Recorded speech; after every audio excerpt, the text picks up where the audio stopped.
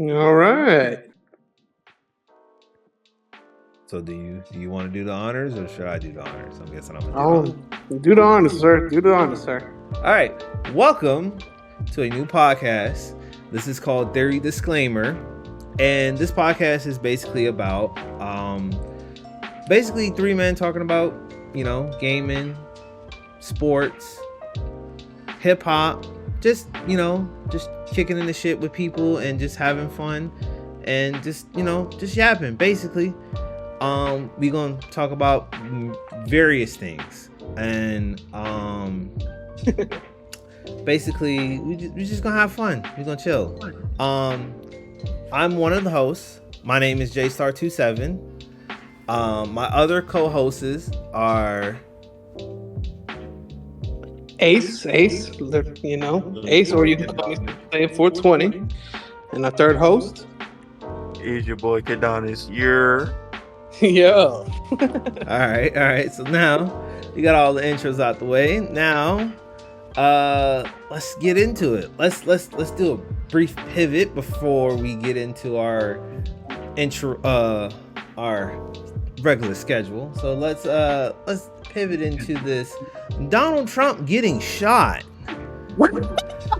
Yeah, he coming out like he is the man on top.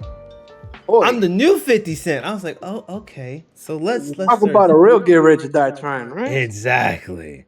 So I seen this last night, and I'm looking at this shit, and I saw. Let me just gonna type in Trump because it'd be a lot easier to just find that shit. that nigga Donald. That boy Trump, I swear, like when I was like, I'll start it off with this, man. While you go ahead, Go ahead, man. Go ahead. So I looked at it, of course, just by scrolling through, and I'm like, what's going on? What's this? Why do I see blood on his ear? I looked through the video, see it real quick, and I'm just like, yo, what are we witnessing here? And then my man just get up and throw how my man said earlier through the fist up. And the moment I saw that was the moment I'm like, yeah, he won. Guaranteed, he won. No doubt about it. Like, you can't tell me no different. Like, I concur. Go ahead. Listen, bro. Listen. I didn't even know what happened. I was just chilling, minding my business. I go on Twitter real quick. I see he's trending. So then I see they're talking about his rally and everything. I was like, okay, typical conservative stuff. But then I saw the blood, and I was like, who threw something at him, bro? Someone had to have thrown something at him. No. There was like 5 or 6 gunshots that rang off, and I was like, oh no, if he survived, it's a wrap. Because he about to win. He threw the black fist up, fam. With Secret Service trying to hold him back. As if he was about to go and approach the shooter himself. And I was like, see, this is the type of stuff that sells in America, bro. They gonna say he's the toughest president we ever had. He's the most gangster president we've ever had. He's out here bulletproof. You can't touch him. You can't take him down. They would have said, bro, if Joe Biden would have gotten shot at, he would have just stood there because his brain wouldn't even be able to comprehend what was going on in time. Like, that's what they would have said. I mean, yeah, honestly, if you really look at it that way, which is true, because, I mean, it's just insane, because, it's one of those things, one, it's just embedded in history off the rip now. Facts. And then on top of that, it's like, I look at it this way. Even though he looked like a tough ass, like, I'm a G, like, who the fuck is 50 Cent type shit, in reality, I'm pretty sure he was shitting bricks. I'm pretty sure he was scared as hell. Yeah, but like anyone would. Anyone would, right? Like, I don't give a damn who you think you are. A bullet is a bullet, and if he gets into your ass, goodbye. Facts. But now that he survived, which is cool, as a human person, it's cool. I'm glad, he's good. But at the same time, it's like, he still had to show off that whole, like, I'm tough, let me put my fist up, all that, to calm the other people down. But in reality as well, we got to put it into this perspective, thanks to my boy J-Star, who said it earlier before we started this, which is, didn't he do a show back in the day called, what was it? The Apprentice? The Apprentice. Yeah. He had a whole bunch of people competing to be his apprentice because he was a billionaire, which is insane. It's crazy. So now the reports are showing we found the shooter. It's this 20-year-old kid named Thomas Matthew Crooks, the registered Republican and gun lover who shot Trump. Republican is crazy. That's the headline. So they said the FBI named the man who shot Donald Trump as Thomas Matthew Crooks, a 20-year-old registered Republican from Pennsylvania.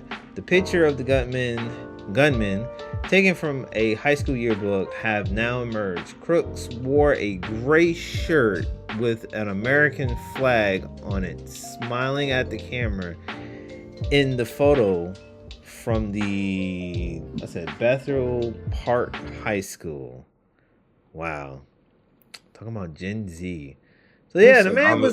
I'm gonna say this right now. If you ever see anybody wearing too much American flag apparel, school shooter certified. Listen, I'm not even trying to be racist towards them or anything like that. But it's always them, bro. Especially, yeah. And I'm glad you kind of brought that up, because it's like, if you really look at throughout the years, increasingly of the school shooter is like, what the hell? It's like, Like they radical, bro. Like you don't gotta go kill somebody just because their views are a little bit different or they in your party, they representing, they a little extreme. Like, bro, let them rock. right. Well, And here- like you said, let them rock, because there is a phrase that we've been using for God knows how long. Sticks and stones may break my bones, but words I can't really remember. But it's just words. Yeah, they It's can never words. hurt you, bro. Like it's just Donald up there talking, fam. If you don't agree with what he's with, then just don't vote for him. Exactly. Like this whole political view stuff really got super out of hand, and I believe it really got out of hand right around like 2012, 2013. Honestly, when Obama was president. Oh yeah, it Because got it's all, ridiculous, bro. yeah, When I because was it in was all high racist. school, I Oh don't, I yeah, don't know what went on in your high school, but the very morning that it was announced that he won, I went inside the cafeteria. On the very windows, no one knows how they got up there. It said "Eat Meat Obama" up there. They did not want him as president. And we in the South, so you already know it's predominantly red. And I was like, yeah. bro, as long as y'all ain't hurting them, I don't care. Like everybody thought it was funny. Like didn't nobody sit there and try to have no march or any type of protest for them to accept us. I was like, fam, I don't even think I want a black president, fam, because yeah, I don't really know what y'all gonna try and do to me because he's black. Like, y'all No, gonna it's hate me, crazy. man? It's crazy. And then, like I said, then it progressed to 2016, or excuse me, 2016 to 2017. Then we got Donald Trump as president, and then that shit just went crazy as hell. And then it was to a point where it's like, oh, I'm a Democrat. Nah, fuck you, blah blah blah blah blah. This and this and that. Or if you say the other word, like, oh, I'm Republican. It's like a whole war just for some parties that, honestly, if you really, really look at it, like this is how I view it, it's just two of the biggest gangs. It's like a blood and Crips type shit. It's the same thing, just in the government wise, which is like, come on, bro. Like, let's just actually be some decent human beings. So And just it's a simple conversation of simple opinion of one person to another. Then let's keep it at that. I propose this. Please. Who is winning this election in November? Because I feel like I can tell you that off. So I feel like how this election is going, I know number one. There's three things, and I've been hearing this on the Breakfast Club. I've been hearing this everywhere else. It's three things. Either you're gonna vote for Trump, you're gonna vote for Biden, or you're gonna be sitting at home on the couch and ain't voting for neither one of these niggas. Because ain't nobody up here voting for nobody because no one likes them. I'm in the boat where I don't like neither one of them. I don't like either one myself. And ain't nobody that I would like to see, because I do listen to a lot of the candidates due to the Breakfast Club, because the Breakfast Club does put a lot of those political candidates on there. But most of these dudes, they drop out. Like, what was it? What was his name? He's related to John F. Kennedy. I forgot what his name was. Oh yeah. Oh yeah. He was up there. He was running, and then he dropped out. And he was actually one pretty good from what I can recall, at least some of his viewpoints. I had another candidate that was running last year before Biden and Trump was the final victor of those two. I think it was Andrew Yang. He was another one. I liked what he was saying, and he dropped out. So it was like, I get it. Political game. It takes money. It costs a lot of money, and we all know Donald Trump got money because he's a fucking billionaire, and this nigga go through bankruptcy like it's no tomorrow. He can keep filing bankruptcy. That's how he be keeping his money. He files through bankruptcy. So, which is what you're supposed to do technically. Yeah. So I mean, that's the thing. Like going back with Trump. My bad for interrupting, but like even with that, because be honest, he still knows how to work with his whole business aspect. And I mean, when he was president, even though I didn't like the shit that he was saying, or but who cared? Honestly, I was having money in my pockets, and I was honestly straight. I'm pretty sure a lot of other people were straight, even though a lot of people could have used that paper. That's why I'm saying just go for whoever you feel is going to benefit you the most. Like erase this whole I'm a Democrat, I'm a Republican thing, because at the end of the day, no one is just going to serve every last thing that you personally want. That's why you see a lot of celebrities like 50 going for Trump, because they like, listen, I get to keep money in my pocket if I vote for Trump. Biden, he gonna try and raise up my taxes, and I ain't trying to pay more to people I don't even know. Because in reality, where's our money even going, bro? I went down to Atlanta just the other day. The roads are still jacked up as they were 10 years ago. Now, here's my theory, which is a part of this podcast. This is the reason why it's called Theory Disclaimer. Anyway, but here's my theory. When Trump initially got into office, my theory was he was supposed to get in there to the point where he could remove taxes so he doesn't have to pay taxes, period. This is why businesses like PayPal and what was it? It was a couple other business that what's that business that sells like the beans and stuff? Goya, all of those, everybody, those guys voted for him in office because they pay taxes in America. So it's like if you get a man that's in office that is pretty much on the same level as you as a businessman, he's gonna make sure that you're gonna get lower on your taxes. Because in America, as a millionaire, you gonna pay more taxes. I'm starting to see as a fucking regular person who's starting to make a little bit more money, you gotta pay taxes. And I'm looking at it now. So it's the more we get involved in more money we get, we're going to pay more fucking taxes. So this is why businesses have to spend. But some, businesses, certain people are fucking motherfucking just not going to really do that. They're not going to allow you to fucking just spend taxes or anything like that. Other than that, but I more likely would say this, like this. That was his initial thing. Other than that, he rallied white folks behind him to get him in there. Now it's like looking at this now, it's looking at a rate that he's gonna win this shit this year. It's 100. It's 100. It's like the moment that happened, like I said, what solidified him was he got up, lifted his fist, and pretty much says, "I'm the new 50 Cent." Like, who's gonna stop me now? Rap, who's gonna stop me now? Like, and one, of course, and this is what made it more solidified with it, is because since we live in an age where social media runs the fucking world, tell me, in a matter of when that happened to, let's say, an hour, or not less than that, 30 minutes, how many fucking memes did we saw? Oh, a million. Nigga.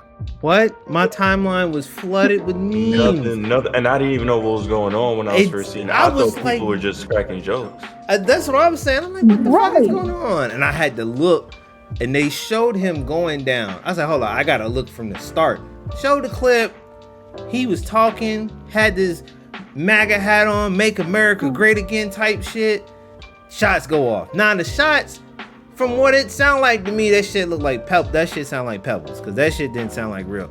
A lot of people on social media was kind of questioning if it was real or it was staged, because there was no way. And I questioned it. I looked at the footage. I questioned it because I didn't see nobody. So they reported that it was 2 people that died out there. And I was like, okay. I'm looking at the video. I see people they start ducking low. People do what they normally do, scream, all that.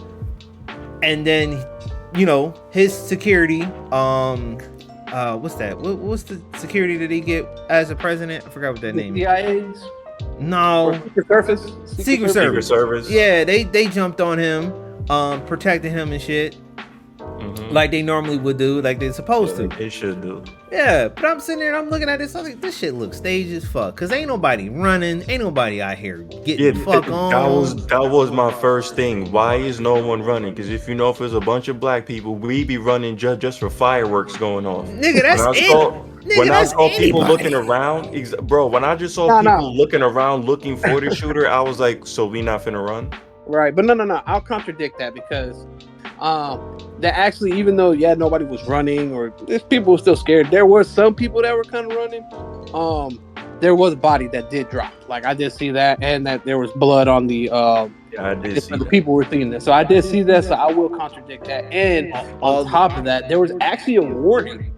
I don't know. I started seeing videos of it today, like actually about like an hour or two ago, where some people say, "Yo, he got a gun," before the shots really happened. So it was like there was already kind of a fair warning to it. Just like you said earlier, it's like, well, it could be staged. So how could we know? Like, because unfortunately we live in a world where everything is almost bullshit. So you really can't believe what is true and what is not, what is real and what is fake. Well, And we're in that day. Yeah, well, they have a photo of the shooter. Well, they showed the photo of what he looked like. I had it pulled up, but they had a photo of what he looked like. They had a photo of him on the day of them shooting him and all that. They blurred out his head and everything because they probably shot him in the head or whatever. Oh yeah, But- they did. Of course. But Someone that was uncensored, I was like, damn, whoever dropped him pretty fucking good. But the thing is the fact that people, like, normally people didn't run. Oh wow, people didn't fucking run. I'm just looking at. No, I'm just looking at the fact. I'm looking at where he was born, and he was born in Queens, New York. So he's a fucking hustler all the way through. Bro, all right, hold on. Let's all pump the brakes. All right, I'm gonna just say I don't know him. He's from a part of Queens I've never seen before, because that's not how we normally get down. All right, we gonna hustle for hours before anything else. All right, Hey, so look, I'm not gonna hold you. He might not. We might not associate him. He's still He's still a New Yorker at the end of the motherfucking day. he ain't. No, he's from Buffalo as far as I'm concerned at this point. He ain't wanna. This You nigga, and I'm mind, like, bro. yo, he's I've been from living in New the York. Jay, you done Like- lost your mind, fam. He on his own with that one. You see, he done died alone. We I was don't like, know him. No wonder he can talk shit and ain't got no damn fearless. Nigga, like, this nigga's from New York. No wonder, bruh. You probably had to get rich or die trying, bro, before he even did it. Ah, I swear to God, that meme kept going around Bro, all I see day that. yesterday. I see the one where they put his face on a 50 Cent. Mm-hmm. I was like, yo, these people are wild. Like, I'm like, Fifth this is a done serious thing. went ahead and reposted it himself. Bruh, Oh, they yeah. got AI versions of him rapping over the fucking Mini Men. Mini Men, hate it or love it. I'm like, oh yeah, man. Bro, I swear to God. You won, bro. Hold on. He would be GOAT. I swear to God. Even though I'm not like, I don't like him or whatever his view is, I don't give a shit. If this man comes out at another debate with Biden, right, and he comes out with Many Men, that's it. It's over. That's it. Oh It's yeah, over. it's over with. It's over with. America's Yeah. a joke, and Donald Ooh. Trump has one president for the Listen, second I term. might not even have to like him, but if he does do it, he got my vote, because that's very bold of you. That Like, is you very got- bold of you. You gotta Or respect he'll the come up nigga. to some young Dolph or something like that.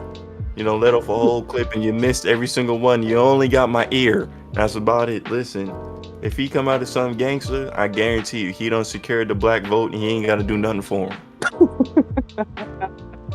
Oh It's man. just wild. That's how easy it is in our community. Oh, yeah. Unfortunately. Unfortunately, that's what it is. All right. Well, I guess Anyway. we know we're getting another. Probably gonna get Trump in office come this November. If Yeah. they do another debate, it's a wrap. Ain't no probably, bro. Ain't no probably. It's a guarantee. There's another. Biden getting packed up. Oh yeah, he's going home. If not home, a retirement home. Like he's gone. Like that's it. I mean, He needs to get his checkups, his shots. All bro, he talks too slow for my liking. I'm like, bro, get to the point. Biden, get to the point. anyway. Oh boy. Talking in circles, bro. So, speaking about shots, I want to jump in to Wait. what's up? My shit was muted. Speaking of getting to the point, somebody was dropping all their titles and leaving all their dates to get to the WWE. That's what I was gonna say. Like that. Old girl. That was a massive shot. How I looked at it. Stephanie Valkyra makes her WWE debut in Mexico this weekend.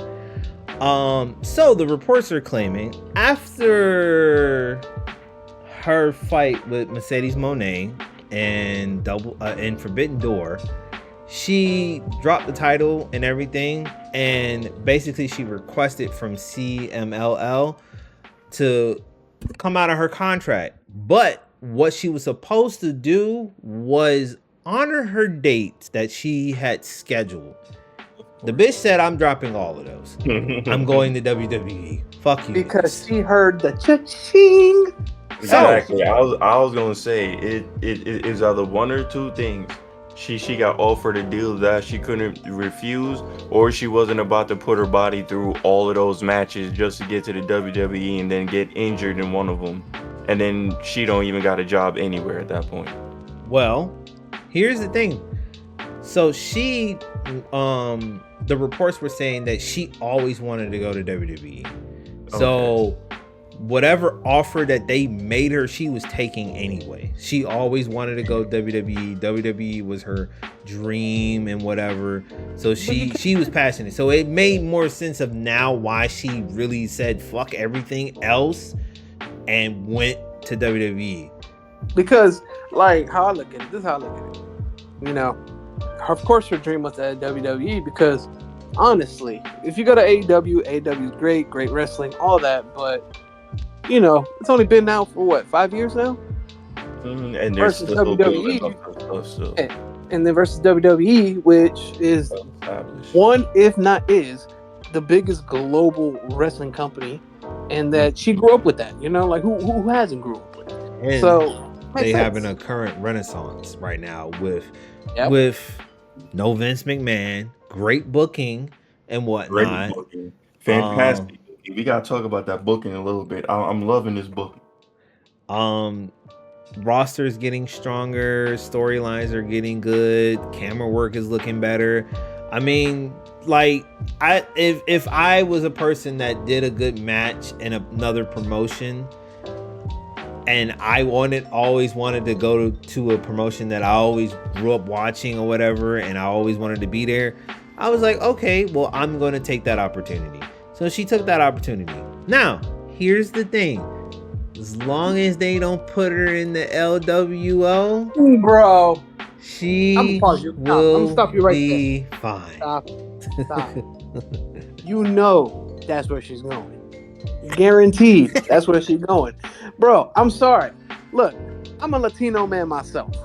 All right? And I can whiff that shit. I can whiff it like if it was tortillas being cooked right now. She is going to LWO. Mariachi music in the back, but go ahead. Bro, I'm telling you. Boom, she's in there. Like guaranteed. Well, we shall see. We shall see what NXT gonna look like. Well, yeah, that is right. I forgot. She is going to NXT first. Yes. But guaranteed when she goes into the main roster, if LWO is still going, which they are, because I mean they are. As long as Ray is there, they are. Ray is there, and not only that, their merchandise. Like, who is not buying a LWO shirt? It's just honestly the Hispanic/Latino version of They need NWO. some more wins underneath their belt. They really do. They really do. But if it's not, Vega can be the only one. Her and Ray. But I feel like what would be interesting though, is just my theory of it, which I think it would be dope and kind of switches up. Instead of her, when she goes to the main roster, going to LWO, why not Judgment Day? No. I like the theory, but they they're trying to build this dynamic with Dominic more than anything else with him and Liv. And if you can see what's going on right now between him and old girl that just now came back, Mommy. it, yeah, mommy, it would Rhea be Ripley. stupid to actually pull that trigger Which because is true, but it can still work. I don't see, yeah, it could work. I just don't see the point in wasting time to do that if the Judgment Day might not even be standing after SummerSlam the same way as we see it now. Which is true. So that's why I feel like it'll be like coming out of a Judgment Day and just having a new Right. pretty much similar to Judgment Day in a way. And Because it's I just forgot the because- Carlito over there too, so it could be something. man, Well, that man's Speaking of wasting of time, AEW and CMLL feel like their time was wasted with her. The reports were stated that AEW was going to try to, scoop her up. She did a great showing, had a great couple of matches there, did a phenomenal match with Mercedes Moné at Forbidden Door. you got a class With a losing effort, made Mercedes Moné turn heel in that New York crowd. Yeah. So, and they were cheering for her. Yeah, I did see that. And then, so AEW kind of feel a lot of disappointment because they didn't get the, what's the name from her? They didn't get her. So, I mean, but AEW, you can't really get too disappointed. You got Okada, which literally WWE was using Shinsuke Nakamura to get Okada to come over. Yeah. When the last time you seen Shinsuke Nakamura?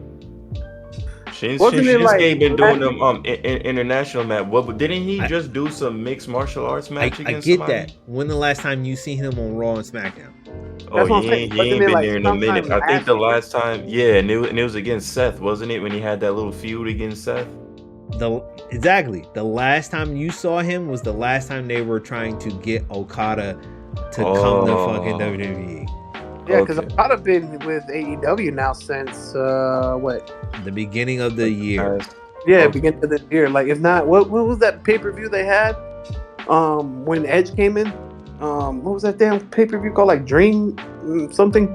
They Dream, have some weird names for the Wrestle Dream. Wrestle Dream. Thank you. Yeah, that's where he officially, because that was his technically official first AEW match with the company, and I mean, you can't front, like, he's doing well. I mean, shit. His famous word is "bitch," and it's like one of the biggest pops. I'm not gonna lie, I didn't think he could speak English that very well. Most Japanese Yeah, wrestlers that sounding come crazy. from New Japan really don't speak English that very well. And To the audience, listen, he's not trying to be racist, because if you understand, back in the day when we had Tajiri, not one wrestler he faced thought that he could speak English. Just Yeah, throwing like, that out. yeah, because the recent interview, they were saying, like, what's his name, Maven, which incredible I YouTube, watched that yesterday as well. incredible YouTube guy. But Mhm. Maven, who was in that time frame, what 2001 through 2005, Early 2000s, yeah. he fought Tajiri, and he said it himself. He was like, he Couldn't didn't speak understand English. jack shit what the hell he was saying, but they still made it work out They because found other ways to communicate. they found other ways to communicate. And then, of course, it's like the more you see the person wrestle, the more you're going to understand what will be the next move, what's going to be. That's the best communication, by understanding the opponent, or in their look of it, their colleagues of the wrestling. So going back to Okada, we know one, if not the greatest wrestlers of all time. It's just now he's getting more known on what we call the West Side, aka America. well, And- he had a strong outing when he did Forbidden Door like 2 years ago, and then Yeah, and then that one match with Bryan Danielson that caused Bryan to take some time off. Like, he had a strong outing, so it kind of was like AEW really set him up to say, hey, this is where you could look if you're coming over here to if you're coming to WWE. I mean, you coming to AEW, so it's gonna look like that, and he's Tony's gonna set you up to make you look good. So if he's setting you up to make you look good, 9 times out of 10 you're gonna fucking sign over. He did the same thing with Will Ospreay. Yep. Will Ospreay looked really good. This is what made Will Ospreay come to fucking AEW instead of going to WWE. So, that's the thing about Tony. Tony's going to make you look good and make you come over and whatnot. I guess in Stephanie Valkyra's case, she didn't care about none of that. She wanted to go to WWE. So she wanted to go, and like I respect her with all that. It just kind of wish it was done differently, where she actually did like, okay, look, yeah, I'm signing to WWE. Don't get me wrong, appreciate AEW for the opportunity. And look, CMLL, I'll go ahead and do these dates or whatever that she was going to wrestle for. I'll do these dates, drop the belt, just because that is the tradition in wrestling, which is if you're leaving, retiring, or, going to another company, what do? You go ahead and pass the torch. You put the next person over. Exactly. And she was like, fuck that. Fuck that. I mean, at the end of the day, if you look at it on both sides, it's just a business to most of these superstars, because they understand that, would you even give me the heads up? Because we saw recently the WWE just releasing people that they just drafted back on draft night. And what's his name? He was the member with Mace and T-Bar, and they changed his name back. That's a great segue. And then they just went ahead, drafted him to Monday Night Raw. He didn't have not one match on Raw. They didn't say anything about him after being drafted, and they just straight up released him. And he was getting super over on the internet. But they never once used him. So it's one of those things where it's like, it's still a business. I don't owe y'all in terms of me putting the next person over if I already know I'm not going to be doing business with y'all in the future. However, she did mess her name up for any type of future reference. Like, let's say it doesn't work out in the WWE, can they trust her after this? Probably not. I think people are gonna feel slighted. So I think the move that she made for WWE, hopefully it pans out for her. Hopefully she can be a top star, because we all know she's probably gonna be a top star in NXT, and it might help with NXT when they go over to CW to see how those ratings gonna go. So that might actually will help boost ratings, along with other talent that's gonna be there. But we'll see. But speaking of a person that you mentioned earlier that was released from WWE, actually he wasn't released. His contract was let up, so he didn't re-sign with his contract. I forgot what his full name is, but his short name was Dijak. So Dijak was reportedly not reportedly turned down his contract with WWE. He turned down his contract extension. And I didn't really get enough information from him because I didn't hear what he said, but he was doing a lot of roundabouts in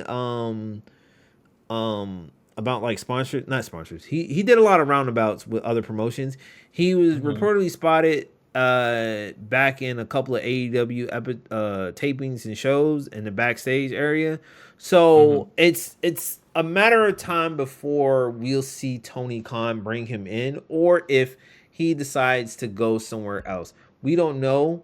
He did an interview with the Busted Open radio podcast with, Bully Ray and a couple of other guys that's on there. Shout out to those guys. But he did an interview with them, so they really have a deep conversation of what he was what was the reason why he didn't re-sign with WWE and why they let go. I felt like personally when he was in NXT, when Keith Lee was in NXT and all those guys, he was great. Right. Yeah. But I've seen some of his matches. But we were in that era of Vince McMahon. And Vince McMahon is a 70-something-year-old man who is very fucked up in the head. Always. Yep, stuck in his old ways. So creating that faction, the fucking whatever that shit faction was with the mask or whatever, I forgot whatever that faction was, and then sticking Ali into that didn't really help with that faction. Retribution. Yes, that fucking bullshit faction. That would be the worst faction. The names were stupid too. You had T-Bar, Mace, Slapjack, Reckoning, and Retaliation. Oh my god, that is the worst faction of all time.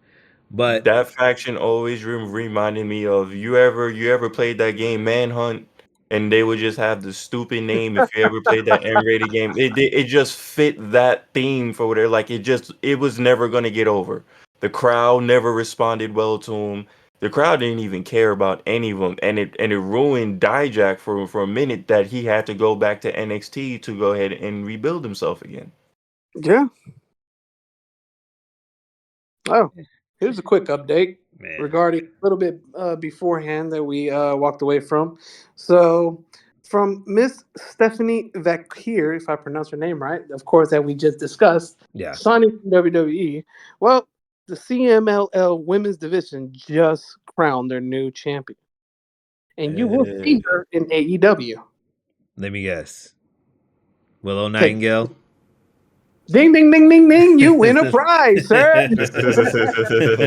Yeah, they kind of replaced it. Which I wasn't upset. The replacement for that match, since she dropped out of it, putting Willow Nightingale and this other girl, I forgot what her name is. She comes from New Japan. She's actually pretty cool and something wild on the other side, but we not gonna talk about that. But yeah, she having that turn into a triple threat match was like, oh, that's pretty dope. That's pretty dope. Pulling Willow in and everything. And just to give the respect to the other two women, because it was a three-way. Yes. The other two name, we only got the first names. So first, of course, we have Willow Nightingale. Then we have Viva Van, and then Luvia. Yes, Viva Van and Yeah, Luvia. Willow in that band. All right, I see that. Yeah. So with all that, they're saying, of Wasn't course, she in them WWE too? But she had like a different name. Don't quote me on that, but honestly, I don't know. I couldn't tell you. I never seen her in WWE. Right, unless you might have. Oh been no, never mind. I got the wrong person. Never mind. Oh yeah, but which is still good though, because like I said, even though it was still a little bit predictable, like, oh, let's throw our backup, which is Willow. I mean, Willow's still a good wrestler. I personally, for me, I like her. She's pretty good. She has her little personality, which is nice positivity, or how I look at it, alternate, different universe version of Bailey the Hugger. I was about to say that. But a lot tougher in a way. Mm-hmm. Or an AKA doesn't take shit. But yeah, like it's still interesting where it's like, okay, it seems even with this happening, at least CMLL is still cool with AEW because they're continuing with this and then putting it the belt, one of their top belts, on an AEW wrestler. So be prepared to see a lot more of that title on our screens on TBS and TNT, whichever where she's going to show up. Probably Rampage, unfortunately. I mean, I didn't expect the relationship to be destroyed between both promotions because of what one superstar did. It's not like she spoke to either one of them and was like, "Yo, don't tell the other I'm about to leave or do this." She just kind of did it. And then two, AEW kind of has to keep a relationship with another promotion because the WWE is working with everybody right now, especially TNA. You see, they got some superstars from TNA going on to NXT, and they're getting super over. Especially the guy is, what's his name, or what do you call him? Speaking of that, yes, Joe Henry has been appearing on NXT lately, and probably they're gonna have in talks of seeing what they're gonna do with him. But yes, he is a huge factor. From what I'm thinking, and this is my theory, I think what WWE is doing by working with TNA, because I haven't seen any other talent besides Joe Henry and Jordan Grace. Those are the big two. So I have a funny feeling if their contracts are coming up, or if their contracts come up soon or whatever, we will see probably those guys sign with WWE. The thing I've been noticing about WWE lately though is that's debatable. The things about I've seen about WWE is they're starting to take like wrestlers from the indies and actually allowing them to keep their names that they have, that they built with. And I'm very happy on that because it's a lot of work for those indie wrestlers that go transfer to WWE. They put their they put their name out. They work their name to have that audience of what they have. And and I'm glad that they're doing it this way instead of back in the day, aka Vince McMahon style, where hey, I'm gonna go ahead and give you your name, and because since I created your mom type shit, you know what I mean? And Mhm. it's like that's some bullshit. Like let the person, if it's their creation and their creation is making not just the popularity but money in their pocket, let them continue with that. So then not only is that money in their pocket, now it's going to your company pockets, and you ain't really have to do shit except here's a camera, here's a ring, do what you got to do, make me money. And that And brings more fans. You're not only the indie wrestlers, like for example, Joe Henry. He has made his name everywhere outside before signing to TNA. Now you got a big audience coming in from TNA. Now if you pick him up, you keep his name Joe Henry from the TNA, and he comes to WWE as Joe Henry, his gimmick, everything like that he has had been creating since on the indies coming to WWE. You're bringing all those fan bases to watch WWE now. Now and WWE ratings are going up more because your favorite wrestler, their favorite wrestler that they watched in the indies, going to the shows, watching it on wherever they could watch it. Now he's in WWE. I could watch him on this, that, and the third, and this, that, and the third. So the ratings will go up. So WWE's kind of looking at it in that smart way, and you gotta give credit to Paul Levesque You and should. Nick Khan because they really seen it that Vince couldn't see. so here's my thing. Here's my little theory on this. That I think it would be. I think it will happen, and I think it would be a smart, good move. Which is what always happens around Thanksgiving. What's the big pay per view for WWE in Thanksgiving? Survivor Survivor Series. Series, Survivor right? Series. Now I understand we always have war games. Cool, war games, great. Hmm.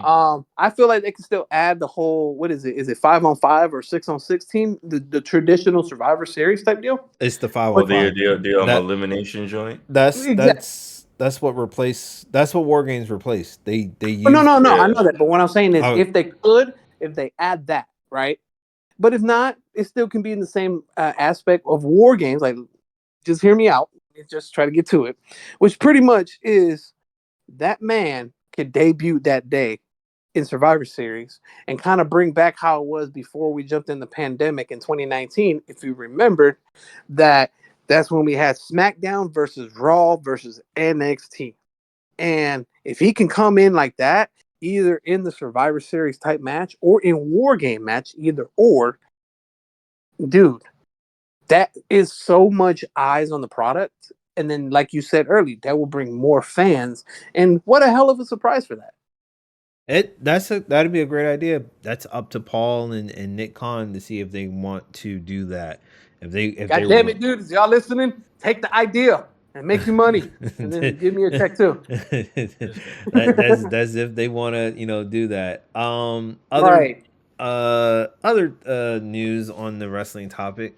Um, have you guys seen? So what are your guys' thoughts on Forbidden Door and Money in the Bank? So let's start with Forbidden Door. What was your guys' thoughts on Forbidden Door? Oh, sweet baby Jesus, bro. That the main event between Will Ospreay Ooh. and that boy Swerve. Listen, that's how you do a match with high stakes. And Will Ospreay actually came out after the match and he let everybody know I wasn't trying to win. I was trying to show y'all that Swerve is a good enough competitor to not only get the belt but also defend it as well. And Swerve's booking after he won that championship was a little iffy at first, but that main event Oh that yeah. that done did it for me. And you got to give Mhm. applause to Will Ospreay because he said it himself.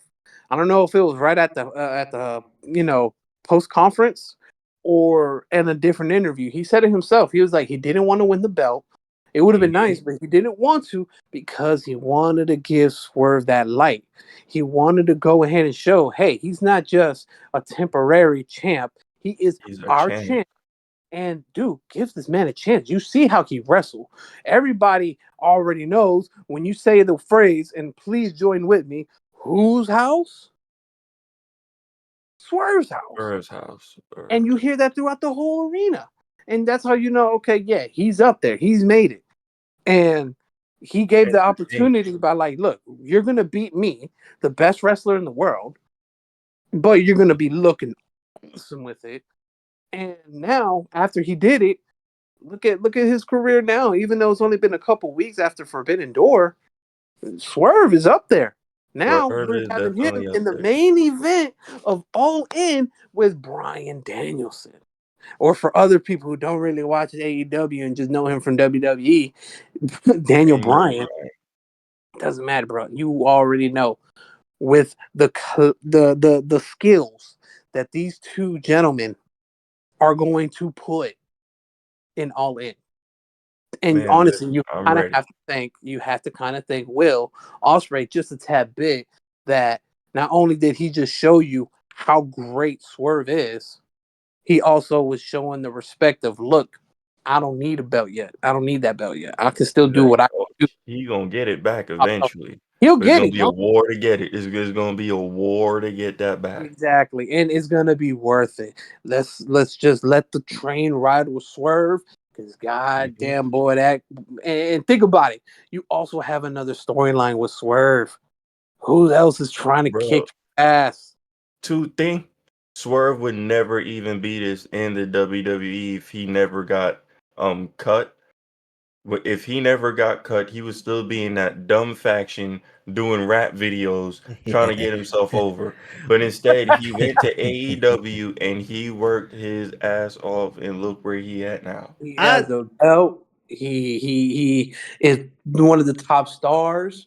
I mean, dog, you see And the other old Nana. boy just won a title over there in TNA too, just to make sure I don't forget to say that. But yeah, Yeah, so that's why, with that being said, that's why with Forbidden Door, when that happened, great, incredible hmm matches to be exact, great wrestling, and fantastic wrestling, it just showed like, beautiful wrestling. bro, it was great. It was you great. So you know my we'll motto. I, go I ahead. I Let said me hear this. it. I say it every fucking time I pay for an AEW pay per view. My $50 is well fucking spent. Now I do Exactly. have an issue with All In and All Out being in that same window. They changed it. I don't know if you know that. They I changed it. know it's a week out though. It's a still week out, like a 2 week out. I don't know, I and get it. yeah, I we'll talk about that Nah, later yeah. on off the it's a podcast. 2 weeks now. It's 2 weeks. Yeah, I'm but looking at like, it. It's 2 weeks out. but But we'll get but into that. We'll but get into Yeah, we'll that. talk we'll, about we'll, we'll that look into that. off the record. But for now, like as seeing that $50 well spent. Forbidden Door was great. Oh yeah, All the matches was great. Hmm. They were amazing. That boy Jack. I felt thoroughly entertained. Um, that ladder match. Mm-hmm. Boy, man, That belt, they got it. You got that shit. everything was just amazing, man. That main event was awesome. I John my Moxley thing taking though, belts. Boy. my thing was going into that main event. I really thought that what was it? I thought that Will Ospreay was going to win that title, and I didn't I'm think he was gonna lose. I'm glad he didn't. Yeah, Honestly, I thought he was too. Just off the name, just off the what he can bring to the table. I ain't know Swerve could actually hang on for that long, bro. oh dude, like come on, He, like he, oh, he can hang look. up in that Well, ring, man. There's two it's things. Ken man, bro. Hold on. There's two things though that I kind of didn't Can't like believe the he main. married Swerve. All right, there's two things I didn't like about the main event. Right, one was fuck Don Callis because like, come on, bro, why you gonna interrupt a great ass match? Right, Mhm. it's what he does, man. It's but what he that's what he does. does. So it's like, okay, I can't hate on it too much. Like, I get it. You're trying to kind of push a story that it is what it is. Second, to the real true wrestling fans, because I know y'all seeing it in Twitter because they were showing it, promoting it, and then it's just one of Mhm. those clips They where know you. both of them were in the indies and both were Yeah, wrestling. And I what was happened? They popped on that fucking Bruno Mars and started doing a dance battle in the middle of it. I was finna And say it's not the first time. This is Listen. not We the gonna first act time they like that wrestle never each other. happened. We So gonna act like, nah. You bro. We gotta done act like seen worse in the nah, WWE, but bro. even if how stupid it is what I guess what the kids now say that it was stupid fun. that they Yeah, did, and it's that one of those. it's Yeah, one of those where it's like, you know what? Yes, I see it as stupid. I see it as dumb, but like what are I they doing? accept But it. it's I entertaining at the accept same time. it. And I felt like that should have been in the main event. Just a nice little call, but I get it because AEW a lot more serious, a different alternate wrestling. So I get it, but just in the fan of me, give me at least a little kick dance and a little pop up, and it'll be all right. Yeah. Yeah. But I was gonna say it's like I did see those clips they were showing around. So I was like, yeah, this not the first time them dudes wrestled each other. So I figured that it was gonna be phenomenal, even though Swerve put on a little weight from the time before he got there. So when he got there, I he mean, he was he he kind of had to become a little bit more of a heavyweight. I'm guessing to like do more maneuvers.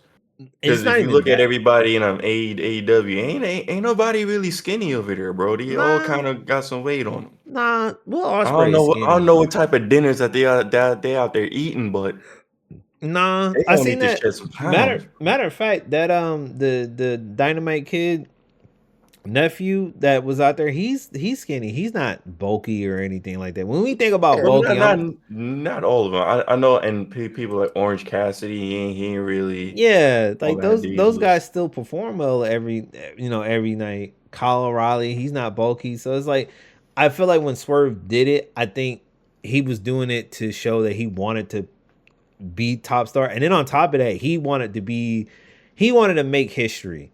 So Yeah, Mm. I think well, that he was sure the did. thing. So I And he think his idea was to be legacy history as the first African American person as AW World Champion. Let me hear that So one more time, please. Let me hear that one more time. the first African American AEW World Champion. That was Sounds his so goal. beautiful. Beautiful. That's what he wanted. So he has that title alone in AEW. And knowing Mhm. us, if AEW does not continue on with Warner Brothers or anything, the company will still flourish. It'll flourish Oh, as an indie definitely, company. definitely, Yeah. But definitely. he will still be the first black champion in AEW before And let me tell anybody you else what. that comes And get might it. I say that belt is beautiful. Yes. Yeah. On Yes. on I'm. That belt is beautiful. WWE need to take some notes No, because no, that, no. You can't fly um bro, WWE. Like, look, um bro, they're big ones. that belt is WWE. beautiful, bro. True. I no. get it. I get I it. But sleep with that belt. look at it this way. I shower Like, with that belt. I go to work with that belt. No, the person no, that needs to take notes before you say something, the person who really need to take notes is New Japan.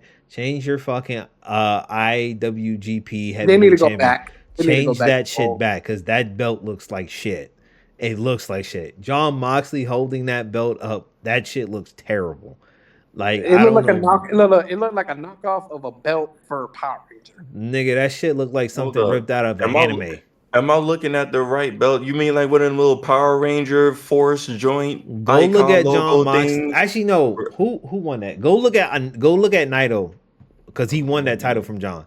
Go look at that belt, and that belt looks so fucking terrible. And then go look at the belt with what's the name holding it.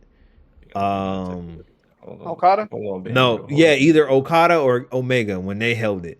It looks way fucking better, bro. Way Yeah, better. Matter of like when they fact, changed it to the Okay, new, okay, that big I old was belt like, that Omega got. Okay, yeah. okay. But I was gonna Mhm. say, like, try not to knock off of WWE. Like, yeah, their main one, like the Universal or WWE, whatever they call it nowadays. Yeah, it's just a big ass belt with a big ass W on it. It's like, come on. Versus like the new tag team belts, Those especially are beautiful. Oh, I like those. It doesn't look like a fucking nickel anymore, right? oh, exactly. It has its own unique design. I like that they're giving them their unique designs back. It has that old school WCW look. You remember when them championships came over during the invasion? They just put all gold on it. Exactly. And it's like that's how a belt should be. It shouldn't be, and I get it. I get it. You're trying to sell Yeah, merchandise. for like And brand purposes, you got that big cool. old W, so you know. Right. But then when you have a belt that looks like that with Hmm. the details to it, and it's an incredible looking belt that even though Beautiful it was belt. just a mimic, if not what's the word I'm looking for? Like a tribute to the world heavyweight belt when Ric Flair was holding it, or in the terror of Triple H when that nigga never wanted to let shit go had that belt. He was You not know, putting nobody over, bro. which I'm still like, what the fuck? Why would you do that shit to Booker T, bro? Like, Mm. you son of Uh, a. if you if y'all know that story, just to segue real quick, you remember the match between him, Jeff Hardy, and Edge, where Jeff got his first championship reign?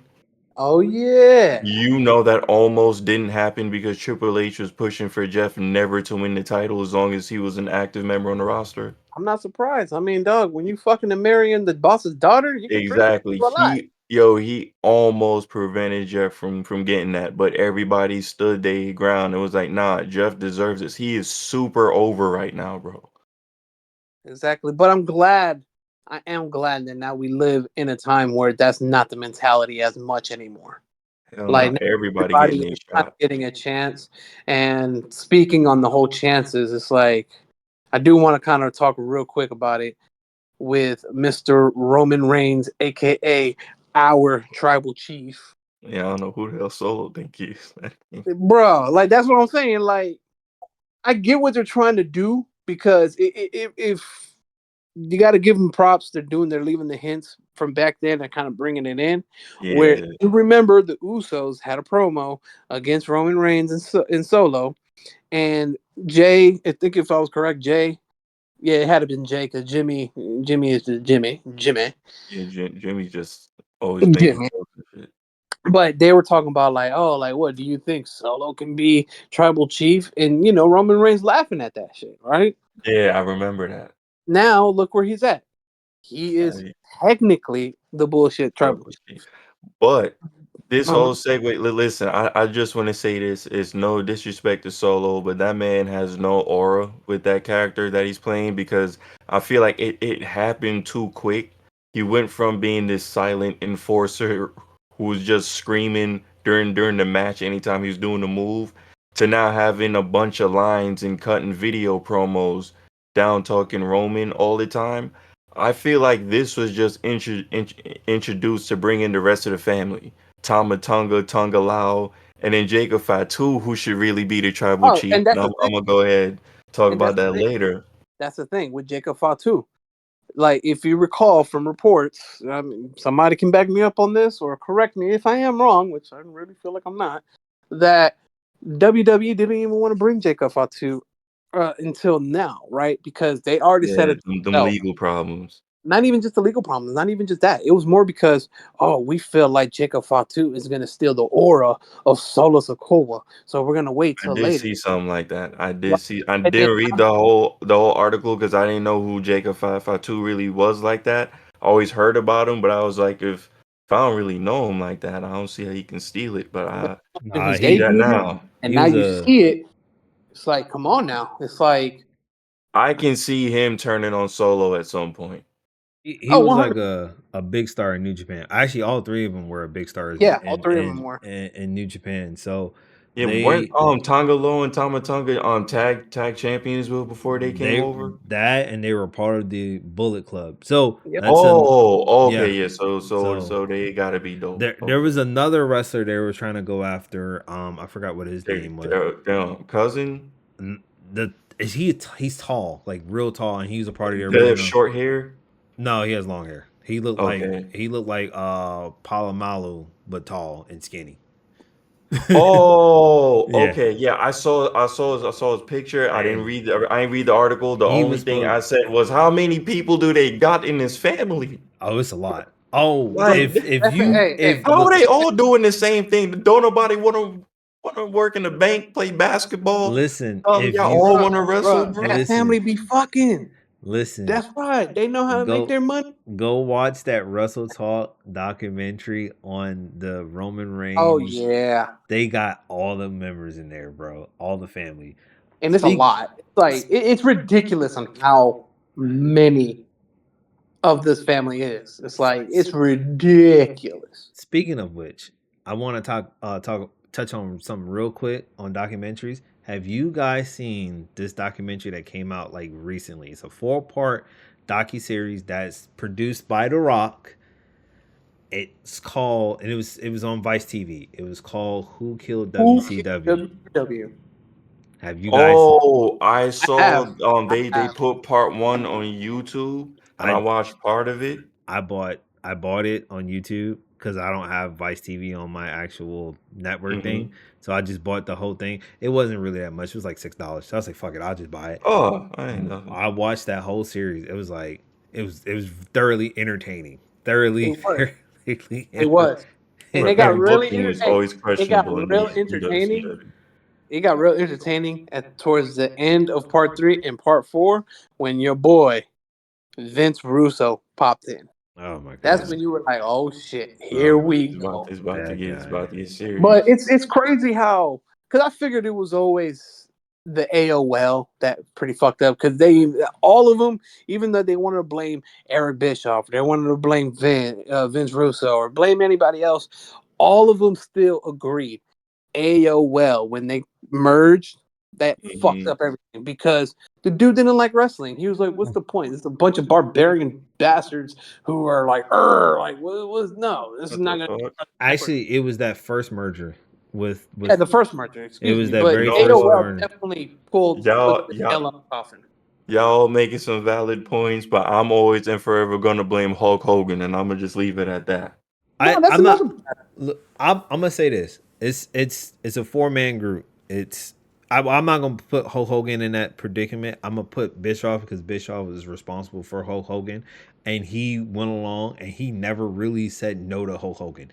So Never said no, so bro. Booker so T's championship almost didn't happen. Them reigns almost didn't happen because Hogan so But was not then, trying to drop that but belt. then, and then if you looked at it from the documentary, and it's been said multiple times, even before the documentary, Eric Bischoff was trying to bring it back up in the 2001 before it got shut down. That one, if I'm correct, he wanted to purchase it, he wanted yes. to buy it, So and then he wanted he to flip it and like kind of bring it back to the old style, like because I think Oh, then he was already done with Hulk Hogan anyway. Like he was just like, you know what, fuck Hulk Hogan for now. I don't believe that. But so in Mm. the end of WCW, right before the final negotiations, before Vince McMahon bought it, they Eric Bischoff was in talks with one of the guys that's on the documentary. One of those guys, I forgot what his name was, but he was in talks to one of the execs of Turner, and basically they were coming up with a plan to buy WCW. He was gonna buy WCW. So the now there that was the goal. The goal was he was gonna buy WCW as long as they get the TNT time slot of prime time network television. So Bischoff was going to be responsible for everything else, but long as they get to show it on pretty much Turner Network. So mhm. how that ultimately went away and how Vince McMahon took it. Vince took he bought the fucking thing. He bought like the rights, the contracts for the wrestlers, and he bought all of the property ownings for WCW and everything like that. He bought basically the library for WCW and the contracts for the wrestlers. The execs at Turner did not want that shit. They didn't want it, period. He said, fuck that shit. He didn't want none of that shit on their fucking network. We'll find something to broadcast at for prime time. So he didn't want to do that deal at all. So that's what ended up happening, and that's how Eric Bischoff found out that, oh, how the fuck did I get my shit just bought out and what happened? And that's how he was left with a confused face. Yeah, because like he said himself, and the other guy he communicated with is, yeah, we were there. Like we were there. All I had to do was just be there the next day or so, sign up, and it's mine. And then, boom, come up with that bullshit. Like, oh, WWE bought the shit because whoever was running TNT, like you said, didn't want to fuck with wrestling anymore at all, which is like fucked up. But talking about that, like it just popped in my head. Just a quick little theory. You think we're gonna see that type of shit again, but against with AEW and WWE? Speaking of that, AEW's discussion with a complicated negotiation with Warner Brother Discovery. Ooh, sounds like deja vu to me. So the complicated thing is they're still in negotiations. So here's the thing that's been going on with AEW and with the NBA. Warner Brothers Discovery has ran their mouth, said that they don't need the NBA, but they do need the NBA. So what puts it in Yeah. question right now is if NBA does not, if NBA may be there last year on Turner Broadcast Sports come this season when it starts. So they're still trying to get the negotiations down to a pat. Right now, from what it looks like, Amazon and Disney are going to take the rights from, Warner Brothers Discovery and they're going to do NBA, which puts in question for the TNT show that comes on after the NBA games that are televised on, broadcast on TNT, which is the Inside the NBA with Ernie Johnson, Charles Barkley, Kenny Smith, and Shaquille O'Neal. Their shits is up in the air, and those dudes had renegotiate their contracts, signing an extension long terms as well. Yeah, for long term. So now their shit is all in the air. They don't know where they're gonna go after this year. So we don't know what that's gonna look like start of the NBA season, which puts in the question for that and delay for AEW because AEW is still trying to negotiate their rights for their television slots now. So what holds up that is the NBA. If the NBA is not going to get stayed at Turner, then we're looking at, Tony looking like he might not be on Turner as well, and he has to find a place to go promote AEW.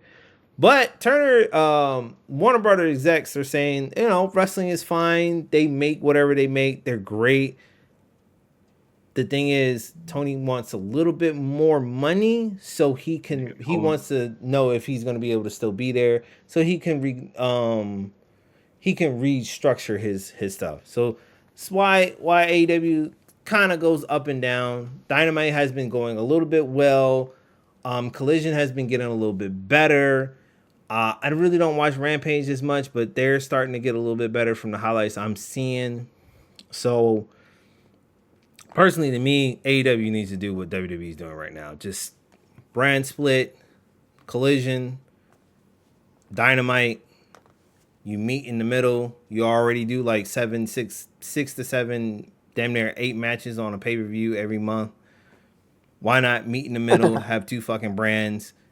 Now you're doing main events. Like you're doing like I Double or Nothing was like a 3 main event thing. You consider 3. So it's like you might as well go ahead and just brand split the thing and do it, Yeah.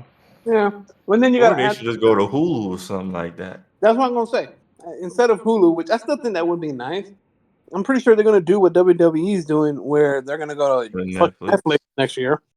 Which I think, because I've been hearing on this too, maybe y'all did too, where Tony Khan wants to work it out with HBO Max, or Max, I guess it's nowadays, to go ahead and bring his product on there, at least for pay-per-view wise, and of course for the archives on there. The archives, because where else can you watch? I want to watch the beginning of AEW, how it really started. Like, where else? And it won't have to be censored. Now they can really let loose. Exactly. Because HBO of all places don't care. But the thing is, that falls under WB Discovery. That's part of that negotiation. Oh damn! Oh, so that's why it's complicated. Yeah. But my wishes for Tony is hopefully everything goes well. Hopefully he gets the deal that he can get or that he wants, and let it continue. Because, in all honesty, we still have to thank that man to bring wrestling where it's at now on this renaissance, not just for AEW, but just for WWE. Because think about it, before AEW was around, absolutely what the fuck was AEW, or what the hell was WWE doing? Bullshitting, because they knew they had no competition. They had no competition, and they were pushing the guy that I used to make so much fun of, Mr. J Star can remember, the big dog. So, yeah. Well, we're gonna want to turn heel. And he looked stupid. And his promos were fucking trash. Every time he cut it, even when he got his teeth, he still looked crazy. I was like, nah. Yeah, Roman was. But once he became the tribal chief and became heel, now he's badass. Now that he's taking his rest, you hear the audience You see Come the on, the we the, want the Roman, bro. SummerSlam about to go like crazy. what?